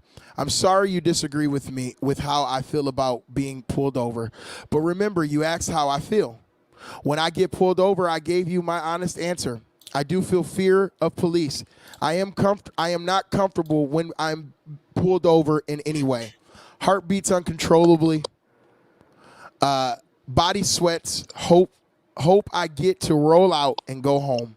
I hope I don't move too suddenly or say the wrong thing. You asked about my personal feelings and lost your shit when I told you my personal truth.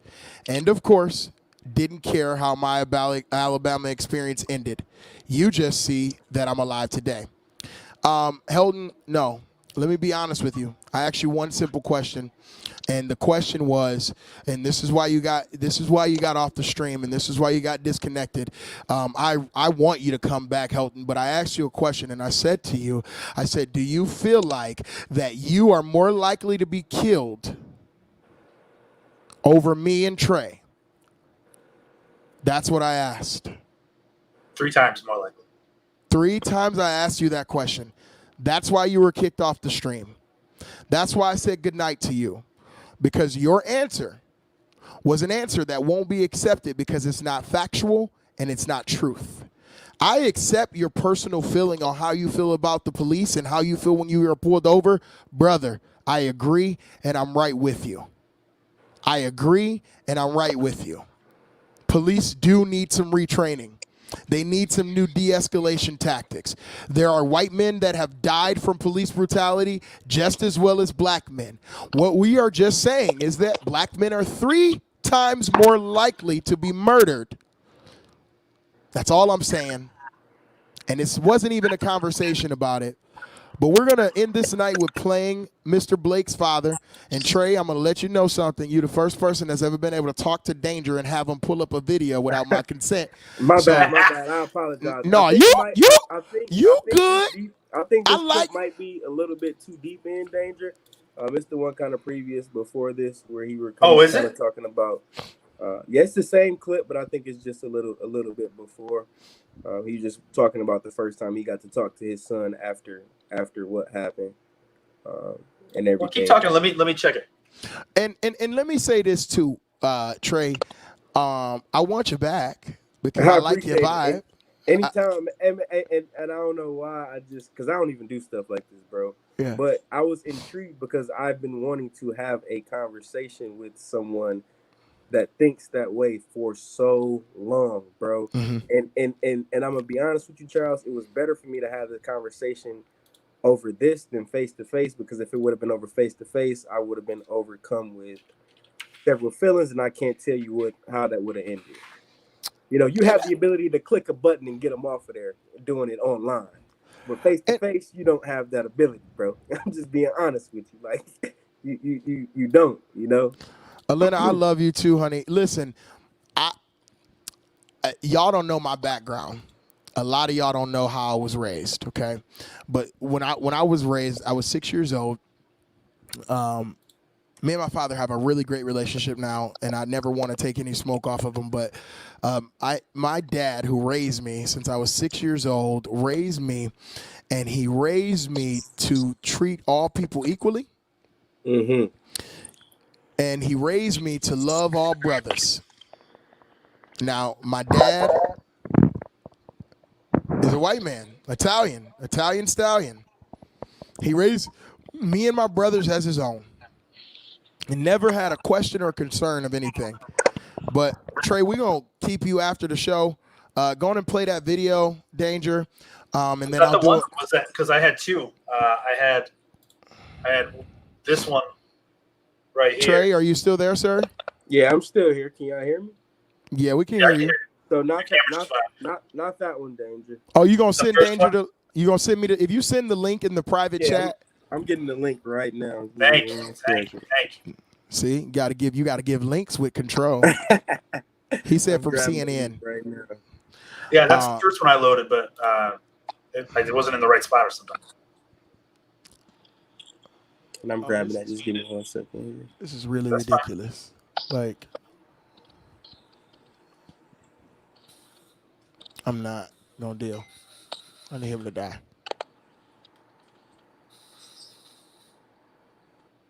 Praise you for some spray.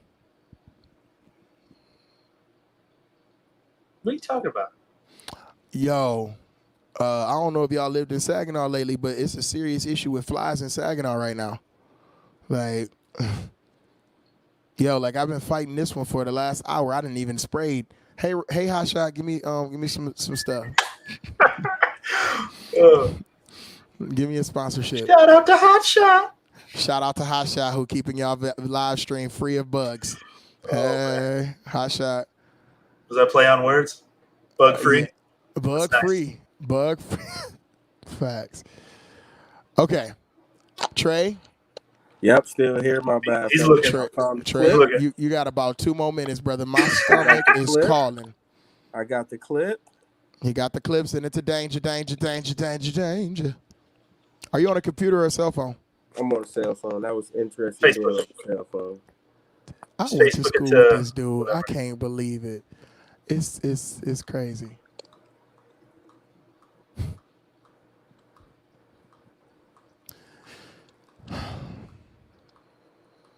Well, did you get it? I don't know where you sent it, but I don't see it. He sent it in the private chat. I'll Facebook it to you. Oh, I got it. Okay, no, it's good. I can see it. I can get it from there. That's fine. This clip really touched me, guys. I'm gonna be honest with y'all.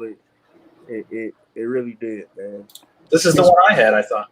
And I'm grateful that I hate that this happened to Mr. Blake, but I'm grateful that he survived this.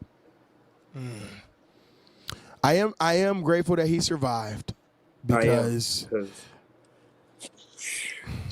not only for his sake, but for his kids' sake. It's just for the city's sake. Man, exactly. Sometimes it's yeah. All right, so this is Jacob Blake's father right now, and this is courtesy of CNN News on Black News Tonight. Go ahead and give him that full screen. When I got to his side, he grabbed my hands and began to weep. And he told me he thought he was hallucinating. And then he said, "I love you, Daddy. Daddy, I love you." Yeah, it must be so hard to see him in this condition. Yes. Then his next question was, why did they shoot me so many times? And I said, baby, they weren't supposed to shoot you at all. I mean, of course, you don't have an answer to that, and none of us have been given an answer to that. And I But mean, we spread a lot of love in there. And he knows where I live. And he just said, I didn't think you were going to be able to come. And I just reassured him I'm not leaving. and he didn't think you would be able to come because you live in a different state. Yeah. And there's so many things that bothered me. But when I walked into that room, you know, he's paralyzed from the waist down. Why do they have that cold steel on my son's ankle? He can't get up. He couldn't get up if he wanted to. Yo, So what was that's a little overkill. That I mean, a little, it's a to lot. the bed, that just makes no sense to me. His main concern when we were talking was his sons. He was in his mind's eye. He just wanted to get his sons out of harm's way. But before he could get them out of the car, he said he was just counting shots. He said he was counting them. And I guess he lost consciousness around number 4 or 5. The oldest in the car was 8, and the youngest in the car was 3. And have you talked to them? Oh, they're with me every day. What do they say? How are they coping with this morning? The oldest, every day, his question is, Daddy, why did the police, they call me Papa. And all my grandkids call me Papa or Pop Pop. So he said, Papa, why did they shoot my daddy in the back? Where's Daddy? They want their father because he was a part of their life every day. He's a person. He's a human being. He's not an animal. He's a human. But my son has not been afforded the rights of a human. He's not been treated like a human. He's a father. He's not a deadbeat dad. He's a father that's with his children every day. That shouldn't even matter. They shouldn't have to say they're validating. Wow. I Trey, thank you. I told you, man. That did something to me, boss. It did. Man, let me tell you something. That hearing this man Shackled talk to about the his bed. son shackled to the bed, paralyzed. After being shot 7 times. After being in the shot back. 7 times, you still think he gonna resist? You think it was the same officers that shot him that handcuffed him to the bed? Hell yeah. They sitting there making sure the job is done. That was definitely a order. Definitely. Yeah, that's And that's how they. An hour after that interview aired, they came in there and took unhandcuffed him from that bed. Clearly, we need to try to reach out to his dad, and see what we can do to help. Do he have? You could look at the difference. Danger, if you do me a favor and look up a GoFundMe for Jacob Blake, so we can share the link, and look up a GoFundMe for Kyle, so I can talk about the difference in the money that has been donated. It's wild. Amanda Amanda talks about that a lot, but man, this man said one of the things that stuck out to me. He says, "My son is a human, and he need to be treated as such. He's not being treated like that." I'm just paraphrasing, but my God, can you imagine somebody telling you they're counting shots and all he was trying to do was get to his children?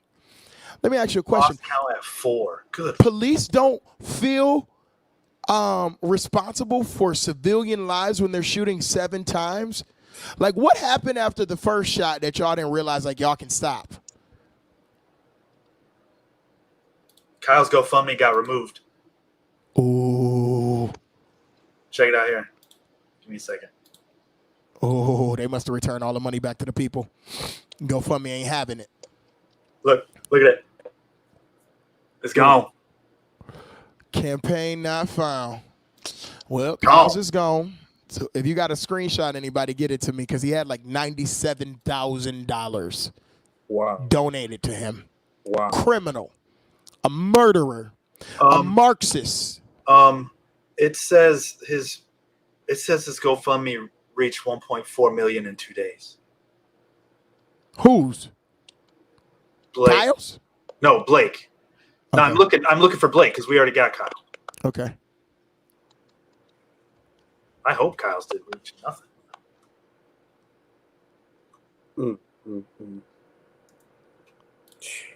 Thank you, Amanda. You're right. They better have to fund the mental health fees for each of the kids that witnessed that. For real. And that's what I was telling y'all. Like, y'all couldn't see the kids was in the car when y'all shot his daddy in front of him? Or does that matter? Because you know what we talk about when we talk about dog whistle politics in 1993, 1994, we watch as, you know, the police officer came in and ripped so Matriarch out his mother, but what is the other one? They ripped all of the male leadership out of the households, right? After the Reconstruction, you know, after everything was going on, you know, they black men make up 45% of the prison population. But we only make up 5% of the American population. So if y'all don't think there's a problem, you let me know.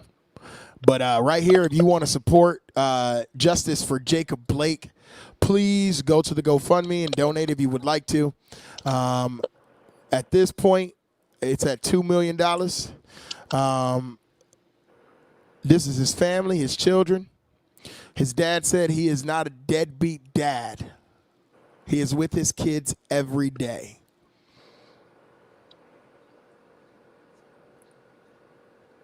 Bless his heart. So, four boys and a girl. Listen, guys, I'm going to end this show a little bit differently tonight. And then I'm going to take these guys off. But Trey, please stick around. We want to talk to you after the show. Gotcha. I'm going to solo view this one. Hey, guys, usually I would do an address to all of you. This is a 3-hour and 11-minute show. This was right now I can already tell you this, to err on the side of caution, is probably one of our most successful Black News Tonight shows. How I want to end this is a little bit differently.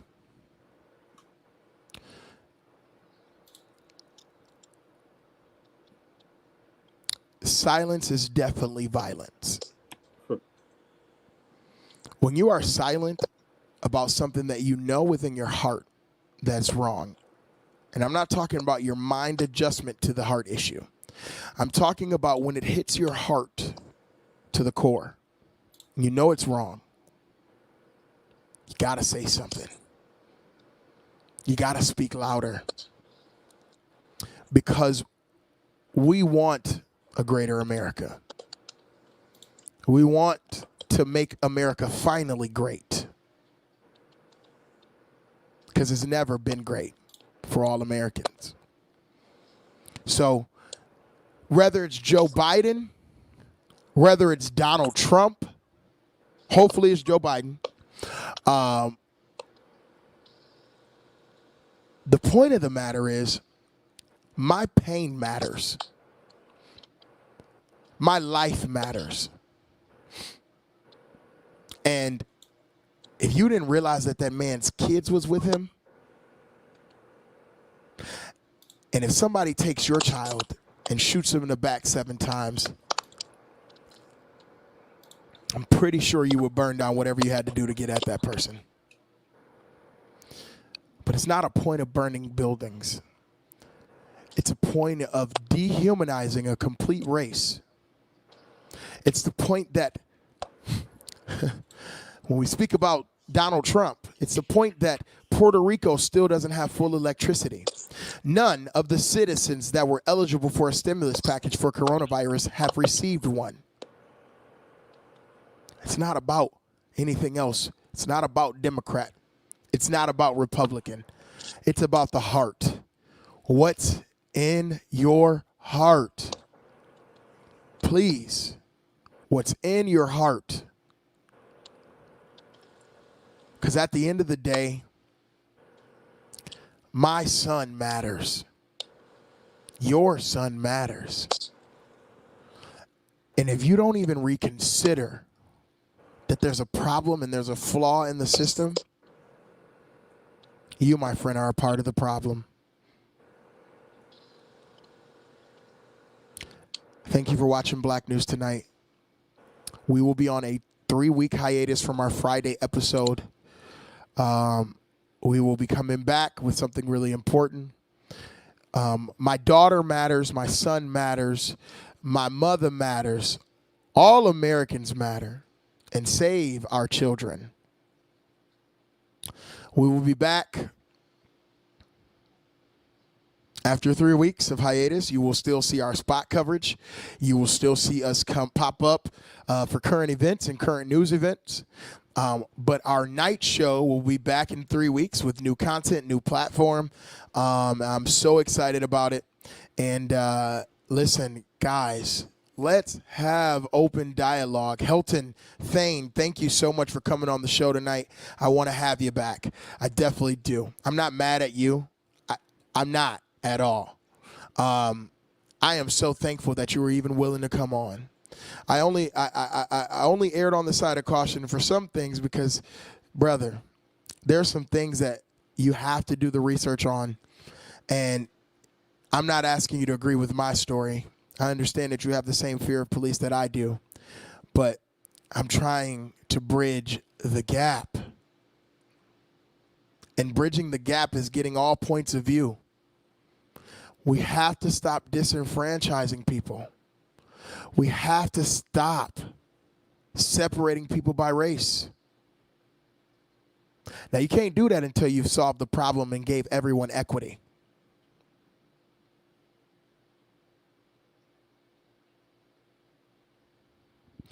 Thank you so much for watching Black News Tonight.